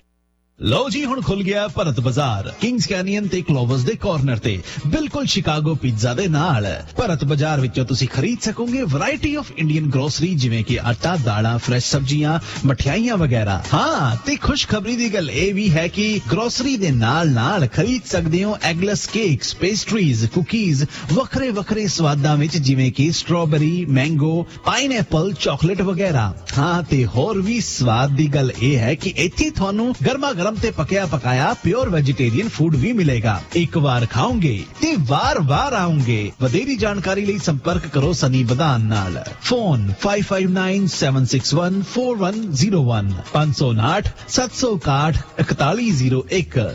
ਪਤਾ ਇੱਕ ਵਾਰੀ ਫਿਰ ਨੋਟ ਕਰ ਲਓ, 5562 A Kings Canyon Road, Fresno, CA, Bharat Bazaar. ਤੁਸੀਂ ਸੁਣ ਰਹੇ ਹੋ ਪੰਜਾਬੀ ਰੇਡੀਓ USA। ਆਪਣੇ ਬਿਜ਼ਨਸ ਦੀ ਐਡ ਦੇ ਲਈ ਕਾਲ 408 272 5200। मैं क्या जी ग्रोसरी लैन चलिए। ग्रोसरी लेना तो सिर्फ बहाना है, इन्हें अपनी मंडी दा स्वादला खाना जो खाना है। जी हाँ, अपनी मंडी फ्रेजनो च इंडियन ग्रोसरी स्टोर, जिथों तुसी ले सकते हो हर तरह दी इंडियन ग्रोसरी, दालां, आटा, मसाले, ताजियां सब्जियां अते ताजियां मठियाइयां भी। ते हुण तुसी इत्थे फुल किचन दा आनंद भी मान सकदे हो। इंडियन खाने दी एंडलेस वैरायटी, टिक्की, समोसा, दही भल्ला, डोसा, छोले भटूरे अते होर भी बहुत कुछ। इत्थों तुसी इंडियन भांडे भी खरीद सकते हो। ट्रकां वाले वीर अपना खाना ऑर्डर करके ले जा सकते ने अते तुसी भी घर बैठे ही अपना खाना ऑर्डर कर सकते हो। ज्यादा जानकारी लई कॉल करो 5595156630, 559 515 6630 ते अपनी मंडी फ्रिजनो 5187 ईस्ट बेलमोच एवेन्यू फ्रिजनो। हफ्ते दे 7 दिन सवेरे 9 बजे तो राती 9 बजे तक। अपनी मंडी, इंडिया दा अपनापन। ਤੁਸੀਂ ਸੁਣ ਰਹੇ ਹੋ ਪੰਜਾਬੀ ਰੇਡੀਓ USA। ਆਪਣੇ ਬਿਜ਼ਨਸ ਦੀ ਐਡ ਦੇ ਲਈ ਕਾਲ 408 272 5200। ਹਰ ਤਰ੍ਹਾਂ ਦਾ ਖਾਣਾ ਤਿਆਰ ਮਿਲੇ। इंडियन मार्केट फ्रेजनो, जिथों खरीद सकते हो हर एक तरह की ग्रोसरी ਅਤੇ ਤਾਜ਼ੀਆਂ ਸਬਜ਼ੀਆਂ। ਇਸ ਦੇ ਨਾਲ ਹੀ ਤੁਸੀਂ ਖਾ ਸਕਦੇ ਹੋ ਵੈਜ ਅਤੇ ਨਾਨ ਵੈਜ ਖਾਣਾ। ਟਰੱਕ ਪਾਰਕਿੰਗ ਦਾ ਖਾਸ ਪ੍ਰਬੰਧ ਹੈ। ਇੱਥੋਂ ਤੁਸੀਂ ਖਾ ਸਕਦੇ ਹੋ ਸਮੋਸੇ, ਟਿੱਕੀ, ਭਟੂਰੇ, ਪਨੀਰ ਪਕੌੜਾ, ਫਿਸ਼ ਪਕੌੜਾ, ਮਸਾਲਾ ਡੋਸਾ ਵੀ ਖਾ ਸਕਦੇ। ਟਰੱਕਾਂ ਵਾਲੇ ਵੀਰਾਂ ਵਾਸਤੇ ਘਰ ਵਰਗੀ ਰੋਟੀ ਤਿਆਰ ਕੀਤੀ ਜਾਂਦੀ ਹੈ ਅਤੇ ਤੁਸੀਂ ਇੱਥੋਂ ਖੁੱਲਾ ਕੱਪੜਾ ਲੈ ਕੇ ਸਿਲਵਾ ਵੀ ਸਕਦੇ ਹੋ ਅਤੇ ਕੁੜਤਾ ਪਜਾਮਾ ਵੀ ਸਿਲਵਾ ਸਕਦੇ ਹੋ। ਤਿਉਹਾਰਾਂ ਦੇ ਮੌਕੇ ਤੇ ਇੰਡੀਅਨ ਮਾਰਕੀਟ ਫ੍ਰੈਜ਼ਨੋ ਦੇ ਵਿੱਚ ਲੱਗ ਚੁੱਕੀ ਆ ਭਾਰੀ ਸੇਲ। ਦਾਲਾਂ ਅਤੇ ਖੁੱਲੇ ਕੱਪੜੇ ਤੇ ਲੈ ਸਕਦੇ ਹੋ ਭਾਰੀ भारी डिस्काउंट। अज ही पहुंचो इंडियन मार्केट फ्रेज़नो। ਵਧੇਰੇ ਜਾਣਕਾਰੀ ਲਈ ਗੱਲ ਕਰ ਸਕਦੇ ਹੋ 5598402940 559 840 2940। Indian market Fresno 2811 west Clinton avenue Fresno, Clinton ਅਤੇ ਮਾਰਕਸ ਦੇ ਕਾਰਨਰ ਤੇ AMPM ਪਲਾਜ਼ਾ ਦੇ ਵਿੱਚ। ਵਧੇਰੇ ਜਾਣਕਾਰੀ ਲਈ ਗੱਲ ਕਰ ਸਕਦੇ ਹੋ 5598402940 559 840 2940। Indian market फ्रेज़नो। ਫਰੈਜ਼ਨੋ ਇਲਾਕੇ ਦੇ ਵਿੱਚ ਲੰਮੇ ਸਮੇਂ ਤੋਂ ਤੁਹਾਡੀ ਸੇਵਾ ਦੇ ਵਿੱਚ ਪਾਲਿਕਾ ਬਾਜ਼ਾਰ ਫਰੈਜ਼ਨੋ। ਇੱਥੋਂ ਤੁਸੀਂ ਹਰ ਤਰ੍ਹਾਂ ਦੀ ਗਰੋਸਰੀ, ਤਾਜ਼ਾ ਸਬਜ਼ੀਆਂ ਲੈ ਸਕਦੇ ਹੋ। ਆਪਣੀਆਂ ਤਾਜ਼ਾ ਮਠਿਆਈਆਂ ਦੇ ਲਈ ਪੂਰੇ ਫਰੈਜ਼ਨੋ ਤੇ ਕੈਲੀਫੋਰਨੀਆ ਦੇ ਵਿੱਚ ਜਾਣੇ ਜਾਂਦੇ ਹਨ। ਪਾਲਿਕਾ ਬਾਜ਼ਾਰ ਫਰੈਜ਼ਨੋ। ਇਹਨਾਂ ਦੇ ਸਟੋਰ ਦੇ ਵਿੱਚ ਰੈਸਟੋਰੈਂਟ ਵੀ ਹੈ ਜਿੱਥੋਂ ਤੁਸੀਂ ਹਰ ਤਰ੍ਹਾਂ ਦਾ ਖਾਣਾ ਲੈ ਸਕਦੇ ਹੋ। ਬੈਠ ਕੇ ਖਾਓ ਜਾਂ ਟੂ ਗੋ ਲੈ ਕੇ ਜਾਓ। ਟਰੱਕ ਡਰਾਈਵਰ ਵੀਰਾਂ ਦੇ ਲਈ ਵਿਸ਼ੇਸ਼ ਰੋਟੀ ਦਾ ਪ੍ਰਬੰਧ ਹੈ। ਪਹੁੰਚਣ ਤੋਂ ਪਹਿਲਾਂ ਆਰਡਰ ਕਰ ਸਕਦੇ ਹੋ। ਫੂਡ ਆਰਡਰ ਕਰਨ ਦੇ ਲਈ ਹੋਰ जानकारी ਲਈ ਕਾਲ ਪਾਲਿਕਾ ਬਾਜ਼ਾਰ 559 237 3333 5592373333 ਹਾਈਵੇ 99 ਦੇ ਕਲਿੰਟਨ ਵਾਲੇ ਐਗਜ਼ਿਟ ਤੇ ਮਾਰਕਸ ਅਤੇ ਕਲਿੰਟਨ ਦੇ ਕਾਰਨਰ ਤੇ 2438 ਨਾਰਥ ਮਾਰਕਸ ਐਵੇਨਿਊ ਫ੍ਰੈਜ਼ਨੋ। ਪਾਲਿਕਾ ਬਾਜ਼ਾਰ। ਤੁਸੀਂ ਸੁਣ ਰਹੇ ਹੋ ਪੰਜਾਬੀ ਰੇਡੀਓ USA। ਆਪਣੇ ਬਿਜ਼ਨਸ ਦੀ ਐਡ ਲਈ ਕਾਲ 4087227699। ਤੁਸੀਂ ਸੁਣ ਰਹੇ ਹੋ Punjabi radio USA KCVR 1570 AM Stockton Modesto, KOBO Yuba City 1450 AM, KIID Sacramento 1470 AM, KWRU Fresno 1300 AM, KLHC Bakersfield 1350 AM.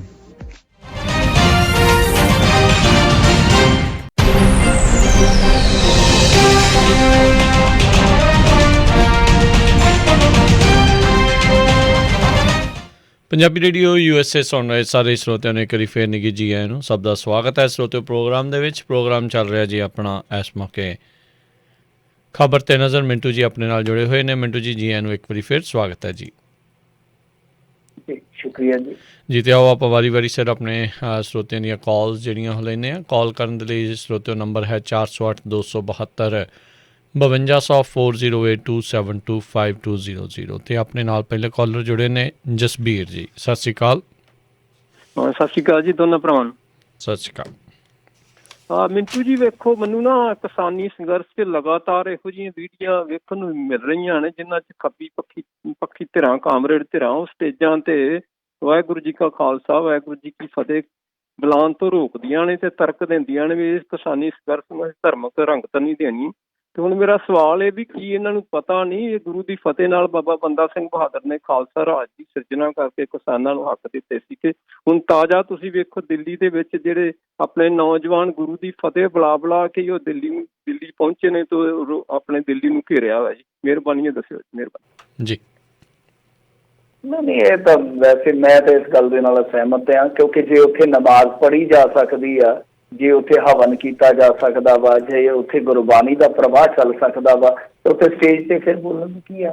ਕਿਉਂਕਿ ਦੇਖੋ 5% ਨਾਸਤਕ ਹੋਣਗੇ, ਕਾਮਰੇਡ ਹੋਣਗੇ, ਉਹਨਾਂ ਦੀ ਵਿਚਾਰਧਾਰਾ ਉਹਨਾਂ ਨੂੰ ਮੁਬਾਰਕ ਆ, ਪਰ ਜਿਹੜੇ ਦੂਸਰੇ ਆ ਉਹ ਇਸੇ ਸੰਘਰਸ਼ ਦਾ ਹਿੱਸਾ। ਪਰ ਜੇ ਉਹ ਅਕਾਦਤ ਦੇ ਮੁਤਾਬਕ ਜਾਂ ਆਪਣੀ ਮਰਿਆਦਾ ਦੇ ਮੁਤਾਬਕ ਜੇ ਉਹ ਵਧੀਆ ਵਿਜ਼ਨ ਰੱਖਦੇ ਆ ਤੇ ਸਟੇਜ ਤੇ ਜਾ ਕੇ ਉਹਦੀ ਸ਼ੁਰੂਆਤ ਇੱਥੋਂ ਕਰ ਦਿੰਦੇ ਆ ਤੇ ਕੀ ਢਿੱਡ ਪੀੜਿਆ ਕਿਤੇ। ਸਗੋਂ ਇੱਕ ਸੰਗਮ ਇਸ ਤਰ੍ਹਾਂ ਦਾ ਬਣਨਾ ਚਾਹੀਦਾ ਜਿੱਥੇ ਸਪੇਸ ਹੋਵੇ, ਹਰੇਕ ਵਿਚਾਰ ਪ੍ਰਵਾਹ ਆ ਕੇ ਉਹਦੇ ਵਿੱਚ ਡਿੱਗੇ ਤੇ ਅਸੀਂ ਉਦਾਹਰਣ ਦੇ ਸਕੀਏ, ਮਿਸਾਲ ਦੇ ਸਕੀਏ ਕਿ ਐਸਾ ਹੁੰਦਾ। ਇੱਕ ਸੰਗਮ ਦੇ ਵਿੱਚ ਆ ਕੇ ਵੀ ਵਿਚਾਰ ਪ੍ਰਵਾਹ ਬੇਸ਼ੱਕ ਇੱਕ ਹੋ ਜਾਂਦੇ ਆ, ਪਰ ਉਹਨਾਂ ਦੀ ਆਪਣੀ ਜਿਹੜੀ ਕਹਿ ਲਈਏ ਕਿ ਆਈਡੀਓਲੋਜੀ ਦੀ ਕੋਰ ਪਿਲਰ ਦੀ ਜਿਹੜੀ ਇੱਕ ਬੁਨਿਆਦ ਹੈ ਉਹ ਉੱਦਾਂ ਹੀ ਕਿ ਬੇਸ਼ੱਕ ਠੀਕ ਆ ਕਿ ਉਹ ਇੱਕ ਹੋ ਗਏ ਤਾਂ ਫਿਰ ਵੀ ਉਹਨਾਂ ਦੇ ਆਪਣੇ ਜਿਹੜੇ ਮਾਨਤਾਵਾਂ ਦੇ ਮੁਤਾਬਕ ਜੋ ਵੀ ਉਹਨਾਂ ਦੀ ਅਕਾਦਤ ਦੇ ਜੋ ਵੀ ਉਹਨਾਂ ਦੇ ਸੰਕਲਪ ਹੈ ਉਹ ਠੀਕ ਹੈ ਆਪਣੀ ਜਗ੍ਹਾ ਰਹੇ, ਪਰ ਬਾਵਜੂਦ ਇਸ ਤੇ ਟੀਚਾ ਇੱਕ ਸੀ, ਲੜਾਈ ਇੱਕ ਸੀ। ਤਾਂ ਮਿਸਾਲ ਪੂਰੇ ਸੰਸਾਰ ਲਈ ਬਹੁਤ ਵਧੀਆ ਹੋ ਸਕਦੀ ਹੈ ਕਿਉਂਕਿ ਇਸ ਤਰ੍ਹਾਂ ਦੇ ਵਖਰੇਵੇਂ ਆਪਾਂ ਪੂਰੇ ਸੰਸਾਰ 'ਚ ਦੇਖਦੇ ਹਾਂ, ਨਾ ਕਿ ਕਿਸੇ ਇੱਕ ਖਿੱਤੇ ਵਿਸ਼ੇਸ਼ ਦੇ ਵਿੱਚ। ਜੀ ਜੀ। ਅਗਲੇ ਕਾਲਰ ਨੇ ਆਪਣੇ ਨਾਲ ਜੁੜੇ ਰਾਜ। ਸਤਿ ਸ਼੍ਰੀ ਅਕਾਲ। ਹਾਂਜੀ, ਮੇਜ਼ਬਾਨ ਹੋਸਟ ਜੀ ਤੇ ਮਿੰਟੂ ਜੀ ਨੂੰ ਸਤਿ ਸ੍ਰੀ ਅਕਾਲ ਜੀ। ਸਤਿ ਸ਼੍ਰੀ ਅਕਾਲ ਜੀ। ਹਾਂਜੀ ਮਿੰਟੂ ਜੀ, ਤੁਹਾਡੇ ਮਾਧਿਅਮ ਰਾਹੀਂ ਮੈਂ ਇੱਕ ਨਿੱਕੇ ਦੋ ਸੁਝਾਅ ਦੇਣੇ ਆ ਜੀ। ਇੱਕ ਤਾਂ ਹੈਗਾ ਜੀ, ਜਿਵੇਂ ਉੱਥੇ ਹੁਣ ਨੌਜਵਾਨ ਬੈਠੇ ਆ, ਇੰਨਾ ਚਿਰ ਇਹਨਾਂ ਨੂੰ ਬਿਠਾ ਕੇ ਰੱਖਣਾ ਬਹੁਤ ਔਖਾ ਤੇ ਜੇ ਉੱਥੇ ਵਾਲੀਬਾਲ ਦੇ ਜਾਂ ਦੂਜੇ ਇਸ ਤਰ੍ਹਾਂ ਦੇ ਨੈੱਟ ਲਾ ਦਿੱਤੇ ਜਾਣ ਤਾਂ ਉਹ ਉੱਥੇ ਖੇਡ ਲਿਆ ਕਰਨ। ਤੇ ਜਿਵੇਂ ਆਸੇ ਪਾਸੇ ਪਿੰਡਾਂ ਦੇ ਵਿੱਚ ਸਕੂਲ ਦੀਆਂ ਗਰਾਊਂਡਾਂ ਹੈਗੀਆਂ ਤੇ ਭਲਾ ਮੁੰਡੇ ਕਬੱਡੀ ਦਾ ਵੀ ਸ਼ੋਅ ਮੈਚ ਲਾ ਲਿਆ ਕਰਨ ਉੱਥੇ। ਤੇ ਦੂਜੀ ਇੱਕ ਮੈਂ ਵੇਖਿਆ ਸੀ ਸਰਬਜੀਤ ਧੁੰਦਾ ਹੋਣੀ ਇੱਕ ਟਰਾਲੀ ਕੋਲ ਛੋਟਾ ਜਿਹਾ ਦੀਵਾਨ ਲਾਈ ਬੈਠੇ ਸੀ ਥੋੜ੍ਹੇ ਜਿਹੇ ਲੋਕਾਂ ਦਾ। ਸਾਡੇ ਜੇ ਤੁਹਾਡੇ ਕੋਲ ਪ੍ਰਚਾਰਕਾਂ ਨੂੰ ਚਾਹੀਦਾ ਜੀ ਸਾਡਿਆਂ ਨੂੰ ਵੀ ਉੱਥੇ ਜਾਣ, ਬੜਾ ਵਧੀਆ ਮੌਕਾ ਆਇਆ ਜੀ ਤੁਹਾਨੂੰ ਆਪਣੇ ਬਾਰੇ। ਇੱਕ ਘੱਟ ਗਿਣਤੀ ਕੌਮ ਆ ਜੀ ਆਪਾਂ, ਲੋਕਾਂ ਨੂੰ ਦੱਸਣ ਲਈ ਉੱਥੇ ਬੜੇ ਸਿਆਣੇ ਸਿਆਣੇ ਬੰਦੇ ਦੂਜੀਆਂ ਸਟੇਟਾਂ ਤੋਂ ਆਏ ਆ। ਔਰ ਜਿਹੜੇ ਸਾਡੇ ਪ੍ਰਚਾਰਕ ਆ ਪੰਥਪ੍ਰੀਤ ਵਰਗੇ ਵੀ, ਉਹ ਜਾ ਕੇ ਉੱਥੇ ਸਿੱਖਾਂ ਬਾਰੇ ਬਹੁਤ ਵਧੀਆ ਉੱਥੇ ਐਕਸਪਲੇਨ ਕਰ ਸਕਦੇ। ਇੱਕ ਬਹੁਤ ਵਧੀਆ ਇੱਕ ਸਾਨੂੰ ਰੱਬ ਨੇ ਇੱਕ ਚਾਂਸ ਦਿੱਤਾ ਜੀ ਇਹ। ਤੇ ਇਹ ਮੇਰੇ ਦੋ ਸੁਝਾਅ ਸੀ। ਤੇ ਇੱਕ ਮੇਰਾ ਮਤਲਬ ਕਿ ਖਦਸ਼ਾ ਸੀ, ਉੱਤੇ ਤੁਸੀਂ ਟਿੱਪਣੀ ਕਰਿਓ ਜੀ। ਤੁਸੀਂ ਹੁਣੇ ਖਬਰ ਕੀਤੀ ਹੈ ਵੀ ਇਹ ਡਿਕਟੇਟਰ ਬਣਨ ਨੂੰ ਫਿਰਦਾ ਚੀਨ ਦੇ ਜਿਹੜਾ ਪ੍ਰਾਈਮ ਮਿਨਿਸਟਰ ਹੈ ਜਾਂ ਉਹਨਾਂ ਦਾ ਪ੍ਰੈਜ਼ੀਡੈਂਟ ਹੈਗਾ ਉਹ। ਹਾਂਜੀ, ਤੇ ਇਹ ਪੂਤਨਾ ਜਾਂ ਉਹ ਚੀਨ ਵਾਲਾ ਹੈਗਾ ਸ਼ੀ ਜਿੰਗਪਿੰਗ ਤੇ ਵੈਨਜ਼ੂਏਲਾ ਵਾਲਾ, ਇਹ ਬਣਨ ਨੂੰ ਫਿਰਦਾ ਨਹੀਂ ਜੀ। ਇਹ ਕਵੈਤ ਚੱਲ ਰਹੀ ਹੈ। ਇਹ ਜੇ ਆਹ ਇੱਕ ਦੇਸ਼ ਇੱਕ ਇਲੈਕਸ਼ਨ ਵਾਲਾ ਇਹ ਪਾਸ ਕਰ ਗਿਆ ਨਾ ਜੀ, ਇਹ ਬਿਲਕੁਲ ਉਹੀ ਹੋਊਗਾ। ਔਰ ਇੱਕ ਏਡਾ ਹੀ ਸੰਘਰਸ਼ ਸ਼ਾਇਦ ਇਦੋਂ ਵੀ ਵੱਡਾ ਲੋਕਾਂ ਨੂੰ ਲੜਨਾ ਪਵੇ ਇਹਨੂੰ ਲਾਉਣ ਵਾਸਤੇ। ਇਹ ਕਵੈਤ ਚੱਲ ਰਹੀ ਹੈ ਔਰ ਲੋਕਾਂ ਨੂੰ ਅੱਜ ਤੋਂ ਹੀ ਇਹਦੇ ਵਾਸਤੇ ਅਵੇਅਰ ਹੋਣਾ ਚਾਹੀਦਾ ਵੀ ਇਹਨੂੰ ਕਿਵੇਂ ਰੋਕਣਾ। ਇੱਕ EVM ਜਿਹੜੀਆਂ ਹੈਗੀਆਂ ਜਿੰਨਾ ਚਿਰ ਰਹਿਣਗੀਆਂ ਮੈਨੂੰ ਨਹੀਂ ਲੱਗਦਾ ਵੀ ਇਹ ਕਦੇ ਹਾਰਨਗੇ। ਔਰ ਇੱਕ EVM ਦੇ ਅਗੇਂਸਟ ਵੀ ਲੋਕਾਂ ਨੂੰ ਏਡਾ ਹੀ ਸੰਘਰਸ਼ ਲਾਉਣ ਘੋਲ ਕਰਨ ਵਾਸਤੇ ਇੱਕ ਤਿਆਰ ਰਹਿਣਾ ਚਾਹੀਦਾ ਜੀ। ਧੰਨਵਾਦ ਜੀ। ਹਾਂਜੀ ਨਹੀਂ ਦੇਖੋ, EVM ਵਾਸਤੇ ਜਾਂ ਹੋਰ ਚੀਜ਼ਾਂ ਵਾਸਤੇ ਏਡਾ ਵੱਡਾ ਸੰਘਰਸ਼ ਉਸਰ ਜਾਊਗਾ, ਏਡਾ ਵੱਡਾ ਸੰਘਰਸ਼ ਹੈ ਜਿਹੜਾ ਉਹ ਇੱਥੋਂ ਤੱਕ ਚੱਲ ਜੂਗਾ, ਪੋਸੀਬਲ ਨਹੀਂ ਜਾਪਦਾ। ਤੇ ਕਹਿ ਲਓ ਕਿ ਸਮੇਂ ਨੇ ਐਸਾ ਗੇੜ ਖਾਧਾ ਆ ਕਿ ਪੰਜਾਬ ਦੇ ਵਿੱਚੋਂ ਇਹ ਲਹਿਰ ਉੱਠੀ ਆ, ਮੂਵਮੈਂਟ ਉੱਠੀ ਆ, ਮਾਸ ਮੂਵਮੈਂਟ ਬਣ ਗਈ ਆ। ਪਰ ਬਾਕੀ ਜਿਹੜੀ ਗੱਲ ਤੁਸੀਂ ਕਹਿ ਰਹੇ ਹੋ ਕਿ ਇਸ ਰਸਤੇ ਤੇ ਹੈ, ਉਹਦੇ ਤੇ ਮੇਰੇ ਖਿਆਲ ਦੇ ਨਾਲ ਹੁਣ ਇੱਕ ਵਾਰੀ ਤੇ ਫੁੱਲ ਸਟਾਪ ਲੱਗੇਗਾ। ਇੱਕ ਵਾਰੀ ਤਾਂ ਜਿੱਦਾਂ ਕਹਿ ਲਓ ਨਾ ਕਿ ਤੁਰੇ ਜਾਂਦੇ ਆਪਣੇ ਬ੍ਰੇਕਰ ਨਹੀਂ ਆ ਜਾਂਦੇ, ਸਪੀਡ ਬ੍ਰੇਕਰ ਆਪਾਂ ਕਹਿ ਦਿੰਦੇ ਹਾਂ ਕਿ ਇੱਕ ਵਾਰ ਤਾਂ ਸਪੀਡ ਬ੍ਰੇਕਰ ਲੈ ਆਂਦਾ ਪੰਜਾਬੀਆਂ ਨੇ। ਸ਼ੁਰੂਆਤ ਪੰਜਾਬੀਆਂ ਨੇ ਕੀਤੀ, ਵੈਸੇ ਹੁਣ ਤੇ ਚਲੋ ਸਪੀਡ ਬ੍ਰੇਕਰ ਦੇ ਵਿੱਚ ਉਤਾਰ ਹੀ ਆ। ਜੇ ਕੋਈ ਮੰਨ ਲਓ ਕਵਾਇਦ ਚੱਲ ਰਹੀ ਆ, ਹਾਲਾਂਕਿ ਇੱਥੇ ਅਫੀਸ਼ੀਅਲੀ ਜਾਂ ਕੋਈ ਦੇਖੀਏ ਤਾਂ ਪ੍ਰਤੱਖ ਤੌਰ ਤੇ ਨਜ਼ਰ ਨਹੀਂ ਆਉਂਦਾ। ਉਹ ਅਸਲ ਦੇ ਵਿੱਚ ਅਸੀਂ ਖਬਰ ਨਹੀਂ ਸੀ ਕੀਤੀ। ਰਾਜ ਕਰਨਵੀਰ ਸਿੰਘ ਹੋਰਾਂ ਦਾ ਆਪਣਾ ਇੱਕ ਓਪੀਨੀਅਨ ਸੀ ਜਿਹਦੇ ਤੇ ਮੈਂ ਆਪਣਾ ਰੱਦੇ ਅਮਲ ਦਿੱਤਾ ਕਿ ਦੇਖੋ ਸਮਾਨਤਾਵਾਂ ਜਿਹੜੀਆਂ ਨੇ ਉਹ ਮੈਂ ਕੱਢ ਕੇ ਦੱਸੀਆਂ ਸੀਗੀਆਂ। ਇਹ ਨਹੀਂ, ਮੈਂ ਓਫੀਸ਼ੀਅਲੀ ਨਹੀਂ ਕਹਿ ਰਿਹਾ ਕੋਈ ਕਿ ਉਹ ਤਾਨਾਸ਼ਾਹ ਬਣ ਰਹੇ ਜਾਂ ਇੰਡੀਆ ਦੇ ਵਿੱਚ ਇਸ ਤਰ੍ਹਾਂ ਦੀ ਕੋਈ ਡਿਕਟੇਟਰਸ਼ਿਪ ਡਿਕਲੇਅਰ ਹੋ ਗਈ ਆ। ਪਰ ਗੱਲ ਇਹ ਆ ਕਿ ਇਸ ਵੇਲੇ ਜੇ ਤੁਸੀਂ ਦੇਖੋਗੇ ਤਾਂ ਜਿਹੜੀਆਂ ਤਮਾਮ ਇਹਨਾਂ ਦੀਆਂ ਕਿਆਸਾਂ ਆਈਆਂ ਸੀਗੀਆਂ ਉਹਨਾਂ ਨੂੰ ਇੱਕ ਵਾਰੀ ਝੰਜੋੜ ਜ਼ਰੂਰ ਦਿੱਤਾ ਸੀ ਐਜੂਕੇਸ਼ਨ ਨੇ। ਬਾਕੀ ਵਾਲੀਬਾਲ ਵਾਲੇ ਜਿਹੜੇ ਨੈਟ ਤੁਸੀਂ ਕਿਹਾ, ਉਹ ਚੀਜ਼ ਬਹੁਤ ਵਧੀਆ, ਉਹ ਚੀਜ਼ ਅੱਛੀ ਆ ਕਿਉਂਕਿ ਮੈਂ ਖੁਦ ਵਾਲੀਬਾਲ ਖੇਡਦਾ ਸ਼ਾਮ ਨੂੰ। ਰਾਜ ਕਰਨਵੀਰ ਸਿੰਘ ਨੂੰ ਪਤਾ ਵਾ ਤੇ ਮੇਰਾ ਪੱਕਾ ਟਾਈਮ ਹੈ, ਉਹ ਟਾਈਮ ਮੈਂ ਕਿਸੇ ਨੂੰ ਨਹੀਂ ਦਿੰਦਾ। 2-2.5 ਘੰਟੇ ਅਸੀਂ ਗੇਮ ਲਾਉਂਦੇ ਹਾਂ ਸ਼ਾਮ ਨੂੰ। ਉਹਦੇ ਨਾਲ ਕੀ ਆ ਕਿ ਸਾਰਾ ਦਿਨ ਜਿਹੜਾ ਤੁਸੀਂ ਥੱਕਦੇ ਹੋ, ਵਿਹਲੇ ਬੈਠ ਕੇ ਵੀ ਥੱਕਦੇ ਆ ਨਾ, ਆਪਾਂ ਵਿਹਲੇ ਬੈਠ ਕੇ ਵੀ ਥੱਕਦੇ ਹਾਂ। ਜਿੱਦਾਂ ਸਾਡਾ ਕੰਮ ਆ, ਅਸੀਂ ਵੀ ਵਿਹਲੇ ਹੀ ਇੱਕ ਤਰ੍ਹਾਂ ਦੇ ਨਾਲ, ਤਾਂ ਸਿਰਫ ਇੱਕ ਦਿਮਾਗੀ ਥਕਾਵਟ ਹੈ, ਮਾਨਸਿਕ ਥਕਾਵਟ ਆ। ਤਾਂ ਉੱਥੇ ਵੀ ਇੱਕ ਤਰ੍ਹਾਂ ਨਾਲ ਮਾਨਸਿਕ ਥਕਾਵਟ ਆ। ਚਿੜੀ ਛਿੱਕੇ ਵਾਲੇ ਉਹ ਲਾਏ ਜਾ ਸਕਦੇ ਆ, ਬੈਡਮਿੰਟਨ ਜਿਹਨੂੰ ਆਪਾਂ ਕਹਿੰਦੇ, ਕੌਡੀ ਕੁੱਡੀ ਤੇ ਚਲੋ ਥੋੜਾ ਔਖਾ ਹੁੰਦਾ, ਸ਼ਹਿਰ ਦਾ ਇਲਾਕਾ ਵਾ। ਪਰ ਮੇਰੇ ਖਿਆਲ ਦੇ ਨਾਲ ਇਹ ਚੀਜ਼ਾਂ ਜਿਹੜੀਆਂ ਉੱਥੇ ਮੈਨੇਜ ਕੀਤੀਆਂ ਜਾ ਸਕਦੀਆਂ ਜੀ। ਤੇ ਮਿੰਟੂ ਜੀ ਆਪਣੇ ਅਗਲੇ ਕਾਲਰ ਜੁੜੇ ਨੇ ਜੀ, ਗੋਲਡੀ ਜੀ। ਸਤਿ ਸ਼੍ਰੀ ਅਕਾਲ ਜੀ। ਹਾਂਜੀ, ਸਤਿ ਸ਼੍ਰੀ ਅਕਾਲ ਦੋਨਾਂ ਵੀਰਾਂ ਨੂੰ ਜੀ। ਸਤਿ ਸ਼੍ਰੀ ਅਕਾਲ। ਜੀ ਮਿੰਟੂ ਵੀਰ ਜੀ, 2 ਸਾਲ ਪਹਿਲਾਂ ਮੈਂ ਇੱਦਾਂ ਦਾ ਹੀ ਇੱਕ ਸਵਾਲ ਕੀਤਾ ਸੀ ਜੋ ਕੁਝ ਅੱਜ ਚੱਲ ਰਿਹਾ ਕਿ ਇੱਕ ਪਾਸੇ ਚਿੰਤਕ ਨੇ, ਦੇਸ਼ ਦੇ ਵਿਦਵਾਨ ਨੇ ਜਿਹੜੇ ਆਪਣੇ ਦੇ ਪਰਚੇ ਕਰਾ ਰਹੇ ਨੇ, ਲੇਖਕ ਨੇ ਜਿਹੜੇ ਕਿ ਕੋਸ਼ਿਸ਼ ਕਰ ਰਹੇ ਨੇ ਦੇਸ਼ ਨੂੰ ਬਚਾਉਣ ਦੀ, ਦੂਜੇ ਪਾਸੇ RTI ਵਗੈਰਾ ਬਾਰੇ ਬਿੱਲ ਪੇਸ਼ ਹੋ ਰਹੇ ਨੇ, ਹਿੰਦੂਤਵ ਲਾਗੂ ਕਰਨ ਦੀ ਕੋਸ਼ਿਸ਼ ਚੱਲ ਰਹੀ ਹੈ। ਤੇ ਇਸ ਸੰਘਰਸ਼ ਵਿੱਚ ਜਿੱਤੇਗਾ ਕੌਣ? ਤੇ ਤੁਹਾਡਾ ਜਵਾਬ ਸੀ ਕਿ ਲੜਾਈ ਗਹਿ ਗੱਚ ਦੀ ਹੋਏਗੀ, ਜਿੱਤ ਦਾ ਫੈਸਲੇ ਦਾ ਮੈਨੂੰ ਪਤਾ ਨਹੀਂ। ਤੇ ਸ਼ਾਇਦ ਉਹ ਅਪਡੇਟ ਤੁਸੀਂ ਕਰ ਸਕਦੇ ਹੋ ਕਿ ਕਿੱਥੇ ਤੱਕ ਪਹੁੰਚਿਆ? ਗਹਿ ਗੱਚ ਦੀ ਲੜਾਈ ਤੇ ਹੋ ਰਹੀ ਹੈ ਸ਼ਾਇਦ। ਗਹਿ ਗੱਚ ਦੀ ਲੜਾਈ ਉਹ ਆ ਗਈ ਆ। ਉਸ ਟਾਈਮ ਆਪਾਂ ਇੱਕ ਕਿਆਫਾ ਲਾਉਂਦੇ ਸੀਗੇ ਕਿ ਲੜਾਈ ਗਹਿ ਗੱਚ ਹੋ ਗਈ ਹੈ ਨਾ ਅੱਗੇ ਜਾ ਕੇ। ਉਹ ਮੇਰੇ ਖਿਆਲ ਦੇ ਨਾਲ ਹੁਣ ਉਹ ਪੀਕ ਪੁਆਇੰਟ ਤੇ ਆ ਗਿਆ ਨਾ। ਗਹਿ ਗੱਚ ਇਸ ਤੋਂ ਗੱਡਵੀਂ ਲੜਾਈ ਜਿਹੜੀ ਉਹ ਨਹੀਂ ਹੋ ਸਕਦੀ। ਇਹਦੇ ਵਿੱਚ ਜਿੱਤ ਹਾਰ ਦੇਖੋ ਪਤਾ ਨਹੀਂ ਹੈ ਮੈਨੂੰ ਕਿ ਜਿੱਤ ਹਾਰ ਅਸਲ ਦੇ ਵਿੱਚ ਕਿਹਦੀ ਹੋਏਗੀ, ਪਰ ਜੇ ਤੁਸੀਂ ਦੇਖੋਗੇ ਸਿੰਬੋਲਿਕ ਤੌਰ ਤੇ, ਚਿੰਨ੍ਹਾਤਮਕ ਤੌਰ ਤੇ ਤਾਂ ਜਿੱਤ ਲੋਕਾਂ ਦੀ ਹੋਈ ਆ, ਜਿੱਤ ਹੰਕਾਰ ਦੀ ਨਹੀਂ ਹੋਈ। ਜਿੱਤ ਕਿਵੇਂ ਹੋਈ ਆ ਉਹਦੇ ਬਹੁਤ ਸਾਰੇ ਅੰਸ਼ ਤੁਹਾਨੂੰ ਮਿਲ ਜਾਣਗੇ ਕਿ ਕਿਸ ਤਰ੍ਹਾਂ ਮੋਬਿਲਾਈਜ਼ ਹੋ ਗਏ ਲੋਕ, ਕਿਸ ਤਰ੍ਹਾਂ ਦੇਖੋ ਇਹ ਵੱਖ-ਵੱਖ ਮੁੱਦਿਆਂ ਤੇ ਲੋਕਾਂ ਦਾ ਧਿਆਨ ਭਟਕਾਉਂਦੇ ਸੀਗੇ ਕਿ ਹਿੰਦੂ ਮੁਸਲਮਾਨ ਕਰਦੇ ਸੀ, ਫਲਾਹ ਕਰਦੇ ਸੀਗੇ, ਉਹ ਸਾਰੀਆਂ ਚੀਜ਼ਾਂ ਨੂੰ ਨਕਾਰ ਦਿੱਤਾ ਗਿਆ। ਕਿੰਨੀਆਂ ਸਟੇਟਾਂ ਨੇ ਦੇਖੋ ਨਾ, ਹਨਾ, ਪੰਜਾਬ, ਹਰਿਆਣਾ, ਯੂਪੀ ਵਗੈਰਾ ਸਾਰਿਆਂ 'ਚ ਨਕਾਰ ਦਿੱਤਾ ਗਿਆ। ਲਵ ਜਹਾਦ ਹੈ ਜੀ, ਫਲਾਹ, 3 ਤਲਾਕ, ਮਤਲਬ ਕਿ ਪੋਲਰਾਈਜੇਸ਼ਨ ਦੀ ਪਾਲਿਸੀ ਜਿਹੜੀ ਸੀਗੀ, ਨੀਤੀ ਸੀਗੀ, ਉਹਨੂੰ ਨਕਾਰਿਆ ਲੋਕਾਂ ਨੇ, ਉਹਨੂੰ ਹਰਾਇਆ ਲੋਕਾਂ ਨੇ, ਚਾਹੇ ਉਹ ਥੋੜ੍ਹੇ ਲੋਕ ਹੀ ਆ, ਉਹਨਾਂ ਨੇ ਨਕਾਰ ਦਿੱਤਾ ਇਕੱਠੇ ਹੋ ਕੇ। ਫਿਰ ਜਿੱਦਾਂ ਡੈਮੋਕ੍ਰੇਟਿਕ ਸਿਸਟਮ ਜਾਂ ਸਾਡਾ ਜਿਹੜਾ ਫੈਡਰਲ ਸਟਰਕਚਰ ਆ, ਉਹਨੂੰ ਜਿਵੇਂ ਹੀ ਨੁਕਸਾਨ ਪਹੁੰਚਾਉਣਾ ਸ਼ੁਰੂ ਕੀਤਾ, ਉਹਦੇ ਤੇ ਲੋਕ ਪਹਿਰਾ ਦੇਣ ਲੱਗ ਪਏ। ਤਾਂ ਇਹ ਆਪਾਂ ਕਹਿ ਸਕਦੇ ਹਾਂ ਕਿ ਇਸ ਵੇਲੇ ਚਿੰਨ੍ਹਾਤਮਕ ਤੌਰ ਤੇ ਲੋਕਾਂ ਦੀ ਜਿੱਤ ਆ ਕਿ ਇੱਕ ਵਾਰੀ ਸਰਕਾਰ ਜਿਹੜੀ ਮਤਲਬ ਕਿ ਕਿਸੇ ਦੀ ਗੱਲ ਹੀ ਨਹੀਂ ਸੀ ਸੁਣਦੀ ਇਹਨਾਂ 6 ਸਾਲਾਂ ਦਾ, ਜੇ ਤੁਸੀਂ ਇਹਨਾਂ ਦਾ ਟਰੈਕ ਰਿਕਾਰਡ ਦੇਖੋਗੇ, ਜਿਹੜੇ ਲੋਕ ਗੱਲ ਹੀ ਨਹੀਂ ਸੀ ਸੁਣਦੇ, ਅੱਜ ਉਹ ਜਿਵੇਂ ਨਾ ਦੌਰ ਭੌਰਾ ਹੋਇਆ ਹੁੰਦਾ ਬੰਦਾ, ਇੱਦਾਂ ਦੌਰ ਭੌਰੇ ਨਜ਼ਰ ਆਉਂਦੇ ਆ। ਉਹਨਾਂ ਨੂੰ ਪਤਾ ਹੀ ਨਹੀਂ ਲੱਗਦਾ ਕੀ ਕਹਿਣਾ। ਜਿਵੇਂ ਕੱਲ ਪ੍ਰੈਸ ਕਾਨਫਰੰਸ ਕਰਨ ਆਏ ਖੇਤੀ ਮੰਤਰੀ ਤੋਮਰ ਸਾਹਿਬ, ਉਹ ਪਤਾ ਕੀ ਕਹਿ ਗਏ?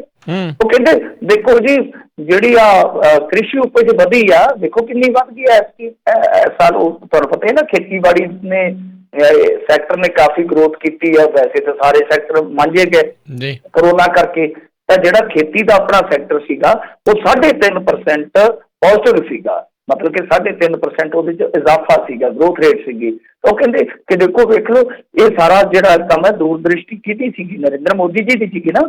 ਨਰਿੰਦਰ ਮੋਦੀ ਜੀ ਦੀ ਕਰੋਨਾ ਕਾਲ ਦੇ ਵਿੱਚ ਦੂਰਦ੍ਰਿਸ਼ਟੀ ਕਰਕੇ ਹੀ ਖੇਤੀ ਦੀ ਉਪਜ ਵੱਧ ਗਈ। ਤੇ ਮੈਨੂੰ ਦੱਸੋ, ਨਰਿੰਦਰ ਮੋਦੀ ਖਾਦ ਪਾਉਂਦਾ ਪਿਆ ਫਿਰਦਾ ਸੀ ਖੇਤਾਂ ਦੇ ਵਿੱਚ? ਕਮਾਲ ਦੀਆਂ ਗੱਲਾਂ ਨੇ। ਸੋ ਇਹ ਦੌਰ ਭੌਰੇ ਹੋਏ ਪਏ ਤਾਂ ਮੇਰੇ ਖਿਆਲ ਦੇ ਨਾਲ ਚਿੰਨ੍ਹਾਤਮਕ ਤੌਰ ਤੇ ਜਿੱਤ। ਹਾਂ, ਹਜੇ ਲੜਾਈ ਹੈ ਵੱਡੀ ਹੋਏਗੀ। ਇਹ ਲੜਾਈ ਮੇਰੇ ਖਿਆਲ ਦੇ ਨਾਲ ਹੋ ਸਕਦਾ ਗਾ ਸਿਆਸੀ ਲੜਾਈ ਦਾ ਵੀ ਮੋੜਾ ਕੱਟ ਜਾਵੇ। ਜੀ, ਅਗਲੇ ਕਾਲਰ ਆਪਣੇ ਨਾਲ ਜੁੜੇ ਨੇ ਜੀ, ਜਗਮਿੰਦਰ। ਸਤਿ ਸ਼੍ਰੀ ਅਕਾਲ। ਹਾਂਜੀ, ਸਤਿ ਸ਼੍ਰੀ ਅਕਾਲ ਭਾਈ। ਬੋਲਣਾ ਭਾਈ ਜੀ। ਹਾਂਜੀ ਮਿੰਟੂ ਭਾਈ, ਆਪਣਾ ਇੱਕ ਗੱਲ ਪੁੱਛਣੀ ਹੈ ਤੁਹਾਡੀ, ਮਤਲਬ ਪਹੁੰਚ ਉੱਪਰ ਜਥੇਬੰਦੀਆਂ ਦੇ ਮਾੜੀ ਮੋਟੀ ਹੈਗੀ ਆ। ਮੈਂ ਭਾਈ ਅੰਗਰੇਜ਼ੀ ਦੇ ਪੋਡਕਾਸਟ ਸੁਣ ਰਿਹਾ ਸੀ। ਮੇਰੀ ਨਹੀਂ ਹੈਗੀ ਜੀ। ਨਹੀਂ, ਚਲੋ ਆਪਣੀ ਪੋਡਕਾਸਟ ਸੁਣ ਰਿਹਾ ਸੀ। ਜੋਗਿੰਦਰ ਯਾਦਵ ਨੂੰ ਜਿੱਦਾਂ ਅੱਗੇ ਕਰੀ ਜਾਂਦੇ ਆ ਹਰ ਗੱਲ ਤੇ, ਜਿੱਦਾਂ ਉਹੀ ਅੱਗੇ ਪ੍ਰੈਸ ਜਿੱਦਾਂ ਉਹਨਾਂ ਦੇ ਡਿਬੇਟਾਂ ਤੇ ਜਾਂਦਾ, ਲੋਕ ਜਿੱਦਾਂ ਯੋਗਿੰਦਰ ਯਾਦਵ ਨੂੰ ਲਾਈਕ ਨਹੀਂ ਕਰਦੇ ਕਿਉਂਕਿ ਰੀਜ਼ਨ ਹੈ ਕਿ ਉਹ ਹਰ ਥਾਂ ਤੇ ਅੱਗੇ ਹੀ ਹੁੰਦਾ ਵਾ। ਤੇ ਜੇ ਆਪਣੇ ਜਿੱਦਾਂ ਭਾਵੇਂ ਦੀਪ ਸਿੱਧੂ ਆ ਜਾਂ ਜਿਹੜੇ ਬੰਦੇ ਚੰਗੀ ਅੰਗਰੇਜ਼ੀ ਬੋਲਦੇ ਆ ਜਾਂ ਜਿਨ੍ਹਾਂ ਦਾ ਫਲੋ ਵਧੀਆ ਵਾ, ਕਿਉਂ ਨਹੀਂ ਆਪਣੇ ਜਥੇਬੰਦੀਆਂ ਉਹਨਾਂ ਨੂੰ ਨਕਾਰਨ ਦੀ ਥਾਂ ਤੇ, ਜਾਂ ਹੋਰ ਬੱਚੇ ਲਾ ਲਓ ਪੜ੍ਹੇ ਲਿਖੇ ਆਪਣੇ ਪੰਜਾਬੀ ਤੇ ਜਾਂ ਪੰਜਾਬੀ ਜਾਂ ਕਿਸਾਨਾਂ ਦੇ, ਉਹਨਾਂ ਨੂੰ ਤੁਸੀਂ ਜਥੇਬੰਦੀਆਂ ਆਪਣਾ ਟ੍ਰੇਨਡ ਕਰਕੇ ਉਹਨਾਂ ਨੂੰ ਕਿਉਂ ਨਹੀਂ ਅੱਗੇ ਸ਼ੋਅ ਦੇ ਵਿੱਚ ਜਾਂ ਇੱਦਾਂ ਪ੍ਰੈਸ ਕਾਨਫਰੰਸ ਦੇ ਭੇਜਦੀਆਂ ਵਾ, ਸੋ ਆਪਣੀ ਬੈਟਰ ਰੀਚ ਹੋਵੇ ਮੀਡੀਆ 'ਚ। ਕਿਉਂਕਿ ਯੋਗਿੰਦਰ ਯਾਦਵ CAA ਦੇ ਮੁੱਦੇ ਤੇ ਵੀ ਬੋਲਦਾ, ਹਰ ਮੁੱਦੇ ਤੇ ਉਹਨੂੰ ਆਲੂਆਂ ਵਾਂਗਰ ਹਰ ਸਬਜ਼ੀ ਦੇ ਵਿੱਚ ਪੈਣ ਦੀ ਆਦਤ ਆ, ਤੇ ਕਿਉਂ ਨਹੀਂ ਆਪਾਂ ਆਪਣੇ ਬੱਚਿਆਂ ਨੂੰ ਅੱਗੇ ਕਰੀਏ। ਥੈਂਕ ਯੂ ਜੀ। ਹਾਂਜੀ, ਮੈਂ ਅੱਗੇ ਸੁਝਾਅ ਦਿੱਤਾ ਸੀ ਵੈਸੇ ਆਪਣੇ ਤੌਰ ਤੇ ਕਿ ਤੁਸੀਂ ਉੱਥੇ ਹਰੇਕ ਬੰਦੇ ਨੂੰ ਜਦੋਂ ਮਾਈਕ ਦੇ ਮੂਹਰੇ ਬੋਲਣ ਲਾ ਦਿਓਗੇ ਤਾਂ ਕਈ ਵਾਰ ਬੰਦਾ ਆਵਾ ਤਾਵਾ ਵੀ ਬੋਲ ਜਾਂਦਾ, ਕਈ ਵਾਰ ਉਹ ਜਜ਼ਬਾਤੀ ਹੋ ਕੇ ਵੀ ਬੋਲ ਜਾਂਦਾ। ਸੋ ਉਹ ਗੱਲਾਂ ਜਿਹੜੀਆਂ ਇਸ਼ੂ ਬਣ ਜਾਂਦੀਆਂ ਨੇ ਮੁੜ ਕੇ। ਤਾਂ ਬਿਲਕੁਲ ਇੱਕ ਪੈਨਲ ਬਣਾਇਆ ਜਾ ਸਕਦਾ, ਉਹਦੇ ਵਿੱਚ ਰਜਿੰਦਰ ਸਿੰਘ ਦੀਪ ਸਿੰਘ ਵਾਲਾ ਉਹ ਹੈਗੇ ਆ, ਮੁੰਡੇ ਹੀ ਆ।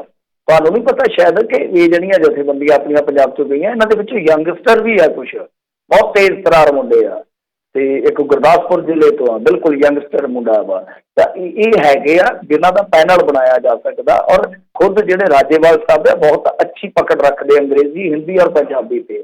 ਕਿ ਇਸ ਤੋਂ ਇਲਾਵਾ ਜੇ ਤੁਸੀਂ ਦੇਖੋਗੇ ਡਾਕਟਰ ਦਰਸ਼ਨਪਾਲ ਜੀ ਆ, ਖੁਦ ਡਾਕਟਰ ਰਹੇ ਨੇ, ਉਹ ਵੀ ਅੰਗਰੇਜ਼ੀ, ਹਿੰਦੀ ਤੇ ਪੰਜਾਬੀ ਤੇ ਬਹੁਤ ਅੱਛੀ ਪਕੜ ਰੱਖਦੇ ਆ। ਪਰ ਰੌਲਾ ਇਹ ਆ ਕਿ ਉਹਨਾਂ ਦਾ ਕੰਮ ਕਰ ਜਿਹੜਾ ਉੱਥੇ, ਜਿੱਦਾਂ ਹੁਣ ਜਿਵੇਂ ਪੰਜਾਬ ਦੇ ਵਿੱਚੋਂ ਜ਼ਿਆਦਾਤਰ ਲੋਕ ਗਏ ਆ, ਉਹ ਉੱਥੇ ਰਹਿੰਦੇ ਨੇ, ਮਤਲਬ ਕਿ ਉੱਥੇ ਕਮਾਂਡ ਕਰ ਰਹੇ ਨੇ। ਇਹ ਵੀ ਇੱਕ ਪ੍ਰੋਬਲਮ ਹੈ ਨਾ ਕਿ ਵੱਖ-ਵੱਖ ਡਿਬੇਟਸ ਦੇ ਵਿੱਚ ਉਹ ਨਹੀਂ ਜਾ ਰਹੇ। ਤਾਂ ਇੱਕ ਜਿਹੜਾ ਇਸ ਤਰ੍ਹਾਂ ਇਸ ਪੱਧਰ ਤੇ ਕੋਈ ਬਹਿਸ ਕਰਨ ਵਾਲਾ ਚਿਹਰਾ ਤਾਂ ਯੋਗਿੰਦਰ ਯਾਦਵ ਹੈ। ਪਰ ਮੇਰੇ ਖਿਆਲ ਦੇ ਨਾਲ ਸਾਨੂੰ ਕਿਸੇ ਤੇ ਨਿਰਭਰ ਨਹੀਂ ਰਹਿਣਾ ਚਾਹੀਦਾ।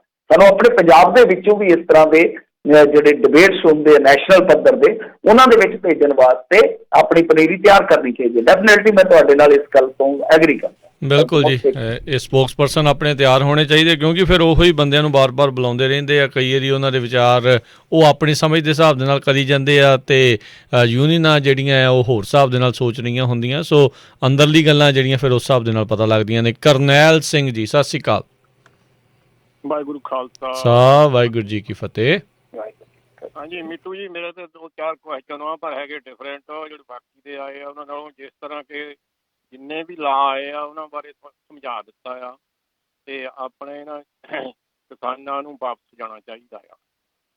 ਤੇ ਦੂਸਰਾ, ਜਿਸ ਤਰ੍ਹਾਂ ਬੀਬੀਆਂ ਆ, ਬੱਚੀਆਂ ਆ 55 ਸਾਲ ਦੇ ਉੱਤੇ, ਬਜ਼ੁਰਗ ਰੱਖ ਲਓ, ਮੈਂ ਵੀ ਬਜ਼ੁਰਗ ਹੀ ਹਾਂ, 30 ਸਾਲ ਦੇ ਥੱਲੇ ਲੜਕੇ ਲੈ ਲਓ, ਇਹਨਾਂ ਨੂੰ ਇਸ ਸੰਘਰਸ਼ ਦੇ ਵਿੱਚ ਨਹੀਂ ਆਉਣਾ ਚਾਹੀਦਾ। ਜੇ ਸਾਡਾ ਪਰਿਵਾਰ ਹੋਊਗਾ, ਕਈਆਂ ਪਰਿਵਾਰਾਂ ਦੇ ਵਿੱਚ ਇੱਕ ਚੀਜ਼ ਆ, ਕੋਈ ਐਕਸੀਡੈਂਟ ਨਾਲ ਜਾਂਦਾ ਲੱਗਦਾ, ਕੋਈ ਕਿਸੇ ਤਰ੍ਹਾਂ ਜਾਂਦਾ ਲੱਗਦਾ। ਜੇ ਸਾਡਾ ਪਰਿਵਾਰ ਰਹੂਗਾ, ਸਭ ਕੁਝ ਸਾਨੂੰ ਸਭ ਕੁਝ ਹੀ ਮਿਲ ਸਕਦਾ। ਠੀਕ ਹੈ। ਬਾਕੀ ਜਿਸ ਤਰ੍ਹਾਂ ਤੁਸੀਂ ਇੱਕ ਵਾਰ ਦੱਸਿਆ, ਸ਼ੇਰ ਦੇ ਮੂੰਹ ਬੱਕਰੀ, ਇਹਨਾਂ ਲਾਂ ਦੇ ਨਾਲ ਅਸੀਂ ਹੋਰ ਸਟਰੋਂਗ ਹੁੰਦੇ ਹਾਂ। ਸਾਨੂੰ ਪਤਾ ਲੱਗ ਗਿਆ ਸਾਡੀ ਜਿੱਤ ਹੋ ਗਈ ਆ। ਜੇ ਹੁਣ ਵੀ ਅਸੀਂ ਵਾਪਸ ਚੱਲਾਂਗੇ, ਸਾਡੀ ਜਿੱਤ ਹੋ ਗਈ ਆ। ਆਲ ਵਰਲਡ ਦੇ ਵਿੱਚ ਪਤਾ ਲੱਗ ਗਿਆ ਕਿਸਾਨਾਂ ਦਾ ਇਕੱਠ ਵਾ। ਗਾਹਾਂ ਵਾਸਤੇ ਕੋਈ ਇੱਦਾਂ ਦਾ ਆਪਣੀ ਮਰਜ਼ੀ ਦੇ ਨਾਲ ਲਾ ਨਹੀਂ ਲਿਆਉਣਗੇ। ਨਹੀਂ, ਪਰ ਇਹ ਜਿਹੜਾ ਲਾ, ਇਹ ਕਿਹੜਾ ਵਾਪਸ ਲੈ ਲਿਆ ਉਹਨਾਂ ਨੇ? ਵਾਪਸ ਲਿਆ ਨਹੀਂ ਰਾਜਨ ਜੀ, ਜਿੱਤ ਕਿੱਦਾਂ ਹੋਇਆ? ਹੁਣ ਤੇਰੀ ਪੜ੍ਹਾਈ ਆ, ਕੱਟੀ ਨਾ, ਤੇਰੀ ਪੜ੍ਹਾਈ ਆ, ਤੂੰ ਆਫਿਸ ਦੇ ਵਿੱਚ ਕੰਮ ਕਰਦਾ, ਤੈਨੂੰ ਇਹ ਖੱਤਿਆਂ ਦਾ ਪਤਾ ਨਹੀਂ। ਅਸੀਂ ਖੱਤਿਆਂ ਦੇ ਵਿੱਚ ਕੰਮ ਕੀਤਾ, ਸਾਨੂੰ ਸੋਸ਼ਲ ਸਿਕਿਉਰਿਟੀ ਲੱਗੀ, ਉਹ ਸਾਨੂੰ ਅਨਪਲਾਈ ਲੱਗਦੀ ਆ, ਸਾਨੂੰ ਕੁਝ ਕੁ ਲੱਗਦਾ। ਉੱਥੇ ਉੱਥੇ ਮਜ਼ਦੂਰਾਂ ਨੂੰ ਕੀ ਮਿਲਦਾ? ਨਹੀਂ, ਉੱਥੇ ਇਹਦੇ ਨਾਲ ਵੀ ਫਿਰ ਕੀ ਮਿਲਣਾ ਹੈ? ਇੱਕ ਮਜ਼ਦੂਰ ਨਹੀਂ, ਮੇਰੀ ਗੱਲ ਦਾ ਜਵਾਬ ਦੇ। ਇੱਕ ਜਿਹੜਾ ਬੰਦਾ ਆ, ਨਾ ਉਹਦੇ ਕੋਲ ਖੇਤ ਵਾ, ਨਾ ਘਰ ਰਹਿਣ ਨੂੰ ਘਰ ਵਾ, ਨਾ ਰੋਟੀ ਖਾਣ ਨੂੰ ਪੈਸਾ ਆ, ਨਾ ਕੁਛ ਵਾ। ਨਹੀਂ, ਜਦੋਂ ਨਹੀਂ ਕਰਨੈਲ ਸਿੰਘ ਜੀ, ਹੁਣ ਤੁਸੀਂ ਵੀ ਸੁਣ ਲਓ ਨਾ, ਵੀ ਜੇ ਮੰਨ ਲਓ ਹੁਣ ਨਹੀਂ ਸੁਣਨਾ, ਮੈਂ ਤੁਹਾਡੀਆਂ ਹਮੇਸ਼ਾ ਸੁਣਦਾ। ਤੁਸੀਂ ਸੁਣਨਾ ਨਹੀਂ ਤੇ ਫਿਰ ਵਿਚਾਰ ਕਿੱਦਾਂ ਹੋ ਸਕਦਾ ਜੇ ਤੁਸੀਂ ਕਹਿੰਦੇ ਵੀ ਸੁਣਨਾ ਹੀ ਨਹੀਂ? ਗੱਲ ਸੁਣੋ, ਸਾਡੇ ਬਾਬੇ ਪੜਦਾਦੇ ਨੇ, ਸਾਡੇ ਡੈਡੀ ਨੇ 1.5 ਖੇਤ ਤੋਂ ਸਾਨੂੰ ਪਾਲਿਆ, 5-5 6 ਜੀਆਂ ਨੂੰ। ਅੱਜ ਅਸੀਂ ਇੱਥੇ ਬੈਠੇ ਆ ਜੀ। ਸਾਨੂੰ ਕੀ ਦਿੱਤਾ? ਅਸੀਂ ਦੁਆਬੇ ਦੇ, ਸਾਨੂੰ ਕੀ ਦਿੱਤਾ? ਹਾਲੇ ਬਿਜਲੀ ਸਾਡੇ 8 ਘੰਟੇ ਵੀ ਨਹੀਂ ਆਉਂਦੀ, ਸਾਡੀਆਂ ਫਸਲਾਂ ਸੁੱਕ ਜਾਂਦੀਆਂ ਹੁਣ। ਹਾਂਜੀ ਕਰਨੈਲ ਸਿੰਘ ਜੀ, ਚਲੋ ਠੀਕ ਆ, ਤੁਸੀਂ ਆਪਣੇ ਵਿਚਾਰ ਸਾਂਝੇ ਕਰ ਲਏ। ਪੜ੍ਹਾਈ ਆ, ਦੇਖ ਤੁਹਾਡੀ ਪੜ੍ਹਾਈ ਆ, ਗੱਲ ਤੁਸੀਂ ਸੁਣਨੀ ਨਹੀਂ, ਫਿਰ ਮੈਨੂੰ ਫੋਨ ਹੀ ਕੱਟਣਾ ਪੈਣਾ ਨਾ। ਜੇ ਗੱਲ ਤੁਸੀਂ ਸੁਣਨੀ ਨਹੀਂ, ਫਿਰ ਜੇ ਗੱਲ ਨਹੀਂ ਸੁਣਨੀ ਤੇ ਫਿਰ ਫਾਇਦਾ ਕੀ ਆ? ਜੇ ਤੁਸੀਂ ਆਪ ਹੀ ਇਕੱਲਾ ਰੌਲਾ ਪਾ ਕੇ ਚੱਲ ਜਾਣਾ। ਹੋਲਡ ਕਰੋ। ਹੁਣ ਮਿੰਟੂ ਜੀ ਦੱਸੋ ਵੀ ਜੇ ਖੇਤ ਰਹਿਣਗੇ ਨਹੀਂ ਤੇ ਇੱਥੇ ਜਾ ਕੇ ਕਰਨਗੇ ਕੀ ਇਹ ਸਾਰੇ ਜਾਣੇ? ਹਾਂਜੀ, ਨਹੀਂ ਸਰ, ਮੈਂ ਤੁਹਾਨੂੰ ਦੱਸਦਾ ਕਿ ਦੇਖੋ, ਗੱਲ ਇਹ ਆ ਕਿ ਲੜਾਈ ਬਿਲਕੁਲ ਜਿੱਤ ਹੋਈ ਆ, ਉਹ ਆਪਣੀ ਸਿੰਬੋਲਿਕ ਜਿੱਤ ਹੈ। ਅਸਲ ਦੇ ਵਿੱਚ ਕੀ ਹੁੰਦਾ ਕਿ ਉਹਨਾਂ ਦੇ ਕੋਲ ਪਾਵਰ ਆ। ਹੁਣ ਅੜੀ ਕਿੱਥੇ ਆ? ਮੈਂ ਵੀ ਤੁਹਾਡੀ ਗੱਲ ਨਾਲ ਸਹਿਮਤ ਆ ਕਿ ਜਦੋਂ ਕਹਿੰਦੇ ਆ ਕਿ ਅਮੈਂਡਮੈਂਟਸ ਅਸੀਂ ਕਰ ਦਿੰਦੇ ਆ, ਜੋ ਦਾ ਤੁਹਾਡਾ ਜਿਹੜਾ ਜੋ ਵੀ ਹੈਗਾ ਸਟਰਕਚਰ ਅਸੀਂ ਰੱਖ ਦਿੰਦੇ ਆ। ਪਰ ਗੱਲ ਇਹ ਹੈ ਸਰ, ਮੇਰੇ ਮਾਨਯੋਗ ਤੁਸੀਂ ਬਜ਼ੁਰਗ ਕਹਿ ਲਓ, ਤੁਸੀਂ ਆਪ ਹੀ ਕਿਹਾ ਕਿ ਮੈਂ ਬਜ਼ੁਰਗ ਆ। ਸਰ ਦੇਖੋ, ਗੱਲ ਇਹ ਆ ਸਰ ਕਿ ਆਉਣ ਵਾਲੇ ਸਮੇਂ ਦੇ ਵਿੱਚ CCL ਉਹਨਾਂ ਦੇ ਕੋਲ ਹੋਊਗੀ, FCI ਦੀ ਫੁੱਲ ਫਲੈਜਡ ਪ੍ਰੋਕਿਉਰਮੈਂਟ ਉਹਨਾਂ ਦੇ ਕੋਲ ਆ। ਤਾਂ ਉਸ ਦੌਰ ਦੇ ਵਿੱਚ ਕਿ ਨਾਲ ਪੈਰਲਲ ਉਹ ਇੱਕ ਮੰਡੀ ਵੀ ਖੜੀ ਕਰ ਰਹੇ ਆ, ਤਾਂ ਫਿਰ ਕਾਨੂੰਨ ਲਿਖਤੀ ਤੋਂ ਬਗੈਰ ਆਪਾਂ ਕਿਵੇਂ ਇਹਨਾਂ ਤੇ ਭਰੋਸਾ ਕਰ ਜਾਵਾਂਗੇ? ਕਿਉਂਕਿ ਤੁਸੀਂ ਆਪ ਹੀ ਕਹਿ ਰਹੇ ਹੋ ਕਿ ਅਸੀਂ ਜਿੱਤ ਚੁੱਕੇ ਹਾਂ, ਤਾਂ ਜਿਹੜਾ ਹਾਰਿਆ ਬੰਦਾ ਹੁੰਦਾ ਉਹ ਤਾਂ ਸਗੋਂ ਖਤਰਨਾਕ ਹੋ ਜਾਂਦਾ ਹੈ ਨਾ। ਤਾਂ ਇਸ ਕਰਕੇ ਇਹੀ ਅੜੀ ਹੈ ਕਿ ਕਾਨੂੰਨੀ ਰੂਪ 'ਚ ਇਹ ਚੀਜ਼ਾਂ ਜਿਹੜੀਆਂ ਉਹ ਮੰਨ ਲਈਆਂ ਜਾਣ, ਤਦ ਅਸੀਂ ਆਪਣੇ ਘਰਾਂ ਨੂੰ ਚੱਲ ਜਾਵਾਂਗੇ। ਮਤਲਬ ਕਿ ਤੁਸੀਂ ਰੱਦ ਕਰ ਲਓ, ਤਾਂ ਕਾਨੂੰਨੀ ਰੂਪ ਹੀ ਹੋ ਗਿਆ। ਜਾਂ ਤੁਸੀਂ ਇੱਕ ਨਵਾਂ ਕੋਈ ਕਾਨੂੰਨ ਲਿਓ, ਰੱਦ ਕਰਕੇ ਉਹਦੇ ਵਿੱਚ ਸਾਰੀਆਂ ਮੱਦਾਂ ਜਿਹੜੀਆਂ ਪਾ ਲਵੋ। ਸੋ ਇੱਥੇ ਆ ਕੇ ਕੁੰਡੀ ਫਸਦੀ ਆ। ਬਾਕੀ ਮੈਂ ਬਿਲਕੁਲ ਤੁਹਾਡੇ ਨਾਲ ਸਹਿਮਤ ਹਾਂ ਕਿ ਜਿਨ੍ਹਾਂ ਦੇ ਕੋਲ ਖੇਤ ਨਹੀਂ ਹੈ, ਜਿਨ੍ਹਾਂ ਦੇ ਕੋਲ ਕੋਈ ਸਾਧਨ ਨਹੀਂ ਹੈ, ਵਸੀਲੇ ਨਹੀਂ ਹੈ, ਉਹਨਾਂ ਦਾ ਸ਼ੋਸ਼ਣ ਹੁੰਦਾ, ਔਰ ਉਹ ਪੰਜਾਬ ਦੇ ਵਿੱਚ ਵੀ ਹੁੰਦਾ, ਡੈਫੀਨਿਟਲੀ ਹੁੰਦਾ। ਅਸੀਂ ਉਹਨਾਂ ਨੂੰ ਕਈ ਵਾਰ ਹੱਕ ਦੇਣ ਵਾਸਤੇ, ਆਪਦਾ ਹੱਕ ਲੈਣ ਵਾਸਤੇ ਅਸੀਂ ਬਹੁਤ ਕਾਹਲੇ ਪੈ ਜਾਂਦੇ, ਉਹਨਾਂ ਨੂੰ ਦੇਣ ਵਾਸਤੇ ਅਸੀਂ ਕਈ ਵਾਰ ਕੁਤਾਹੀ ਕਰਦੇ ਹਾਂ। ਪਰ ਐਸਾ ਇਹ ਨਹੀਂ ਹੈ ਕਿ ਇੱਥੇ ਬਿਲਕੁਲ ਹੀ ਧੱਕਾ ਚੱਲਦਾ। ਬਹੁਤ ਪ੍ਰੇਮ ਪਿਆਰ ਨਾਲ ਵੀ ਲੋਕ ਰਹਿੰਦੇ ਆ। ਮੈਂ ਉਸ ਚੀਜ਼ ਨਾਲ ਤੁਹਾਡੇ ਨਾਲ ਸਹਿਮਤ ਹਾਂ। ਪਰ ਅਸਲ ਦੇ ਵਿੱਚ ਮੇਨ ਕੁੰਡੀ ਇਹੀ ਹੈ ਕਿ ਸਿੰਬੋਲਿਕ ਜਿੱਤ ਜ਼ਰੂਰ ਹੈ, ਪਰ ਉਹ ਜਿਹੜੀ ਇੱਕ ਕਹਿ ਲਓ ਕਿ ਕੇਂਦਰ ਤੇ ਕੋਈ ਚਾਬੀ ਹੈ, ਕੁੰਡੀ ਹੈ ਜਿਹੜੀ, ਉਹਦੇ ਤੋਂ ਡਰ ਲੱਗਦਾ ਹੈ। ਜੀ। ਸੋ ਗੱਲ ਇਹ ਨਾ ਵੀ ਜਾਂ ਤਾਂ ਫਿਰ ਉਹ ਤੁਹਾਡੀਆਂ ਜਿਹੜੀਆਂ ਮੰਗਾਂ ਨੂੰ ਮੰਨ ਵੀ ਲੈਣ ਤੇ ਤਾਂ ਗੱਲ ਆ। ਸਿੰਬੋਲਿਕ ਜਿੱਤ ਨੂੰ ਫਿਰ ਕੀ ਕਰਾਂਗੇ ਜੇ ਉਹਨਾਂ ਨੇ ਬਾਅਦ ਦੇ ਵਿੱਚ ਆਪਣੀਆਂ ਉਹੀ ਚੀਜ਼ਾਂ ਮਾਰੂ ਨੀਤੀਆਂ ਫਿਰ ਜਿਹੜੀਆਂ ਉੱਦਾਂ ਦੀਆਂ ਉੱਦਾਂ ਹੀ ਲਾਗੂ ਕਰਤੀਆਂ, ਤੁਸੀਂ ਕੁਛ ਵਾਪਸ ਕਰਾਉਣ 'ਚ ਕਾਮਯਾਬ ਤਾਂ ਨਹੀਂ ਹੋਏ ਤੇ ਫਿਰ ਆਉਣ ਵਾਲੇ ਸਮੇਂ ਦੇ ਵਿੱਚ ਫਿਰ ਬਿਹਾਰ ਵਾਲਾ ਜਿਹੜਾ ਖੇਤੀ ਮਾਡਲ ਆ ਇੱਥੇ ਲੱਗ ਜੂਗਾ, ਫਿਰ ਵਹਿੰਦੇ ਰਹੋ ਉੱਤੇ ਥੱਲੇ, ਫਿਰ ਕੀ ਜਿਹੜਾ ਉਹ ਕਰਾਂਗੇ।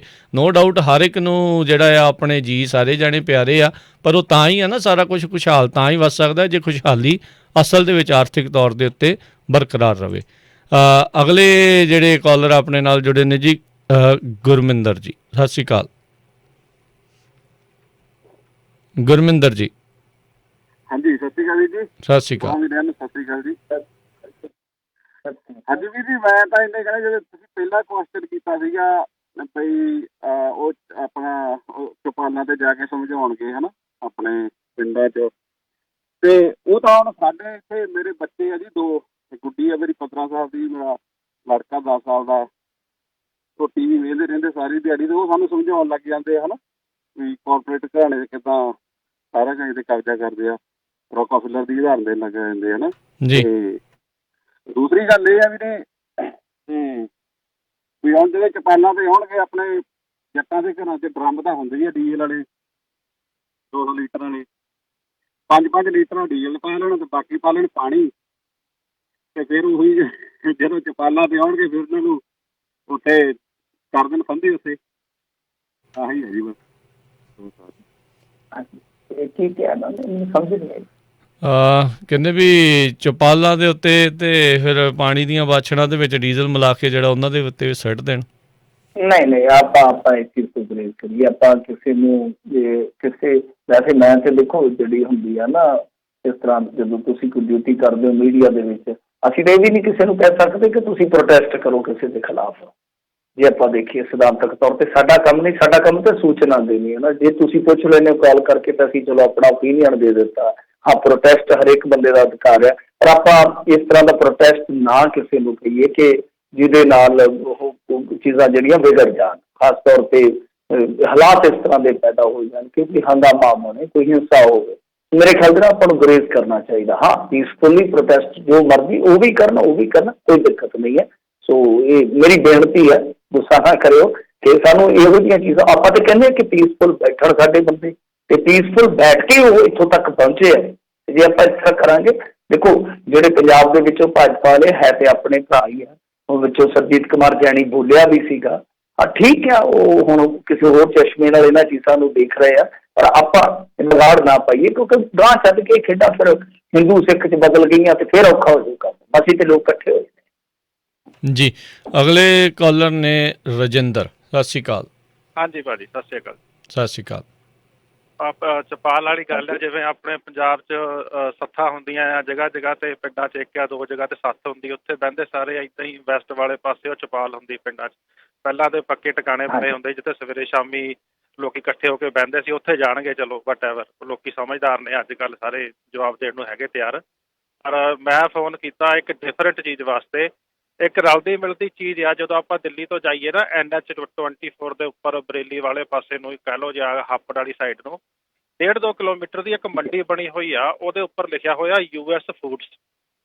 ਤੇ ਮੈਂ ਉਹ ਸੋਚਣਾ ਚਾਹੁੰਦਾ ਸੀ ਵੀ ਕਿ ਇਹ ਉਹਦੇ ਨਾਲ ਹੀ ਜੁੜਦਾ ਮਿਲਦਾ ਜੁਲਦਾ ਗੱਲ ਤਾਂ ਨਹੀਂ ਵੀ ਪ੍ਰੋਡਿਊਸ ਇੰਡੀਆ ਦੀ ਜਾਂ ਇੱਥੇ ਆਊਗੀ ਜਾਂ ਖੁੱਲੀ ਮੰਡੀ ਕਰਕੇ ਅਮਰੀਕਾ ਦੀ ਪ੍ਰੋਡਿਊਸ ਇੰਡੀਆ 'ਚ ਵਿਕਣ ਦੇ ਲਈ ਉਹ US ਫੂਡਸ ਵਾਲਿਆਂ ਦੀ ਮੰਡੀ ਬਣਾਈ ਗਈ ਹੋਵੇ। ਕਿਉਂਕਿ ਐਤਕੀ ਜਦੋਂ ਅਸੀਂ ਗਏ ਸੀ ਤਾਂ ਰੁਦਰਪੁਰ ਹੋ ਗਿਆ, ਬਿਲਾਸਪੁਰ ਹੋ ਗਿਆ, ਇਹਨਾਂ ਏਰੀਆ ਦੇ ਵਿੱਚ ਅਮਰੀਕਾ ਦੇ ਪੈਦਾ ਕੀਤੇ ਹੋਏ ਪਰਸਿਮਨਸ ਹੋ ਗਏ, ਕੀਵੀ ਹੋ ਗਈ, ਇਹ ਚੀਜ਼ਾਂ ਐਤਕੀ ਉੱਥੇ ਦੇਖਣ ਨੂੰ ਮਿਲੀਆਂ ਜਿਹੜੀਆਂ ਕਿ ਸਾਡੇ ਲਈ ਡਿਫਰੈਂਟ ਸੀਗੀਆਂ।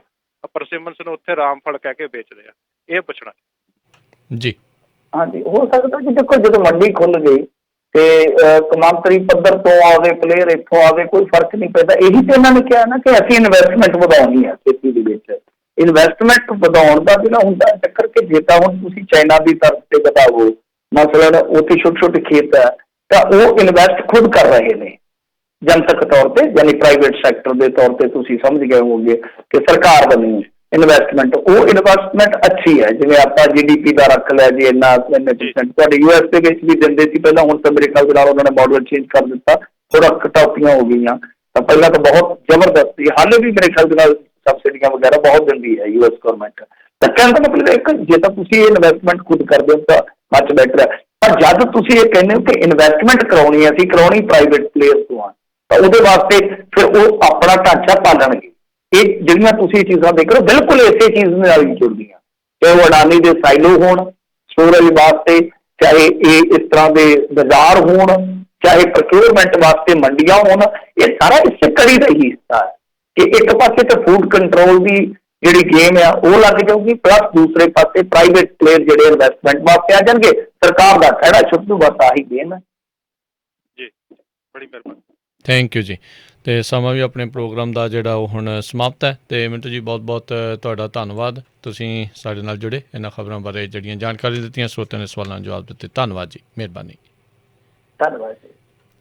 ਅਤੇ ਸਰੋਤਿਓ ਇੱਥੇ ਹੀ ਸਾਡਾ ਅੱਜ ਦਾ ਪ੍ਰੋਗਰਾਮ ਸਮਾਪਤ ਹੈ। ਮਿਲਦੇ ਹਾਂ ਅਗਲੀ ਵਾਰ, ਉਦੋਂ ਤੱਕ ਲਈ ਮੇਰੇ ਵੱਲੋਂ ਵੀ ਤੁਹਾਨੂੰ ਸਭ ਨੂੰ ਪਿਆਰ ਸਤਿਕਾਰ ਸਹਿਤ ਸਤਿ ਸ਼੍ਰੀ ਅਕਾਲ। ਸੁਣਦੇ ਰਹੋ ਪੰਜਾਬੀ ਰੇਡੀਓ USA।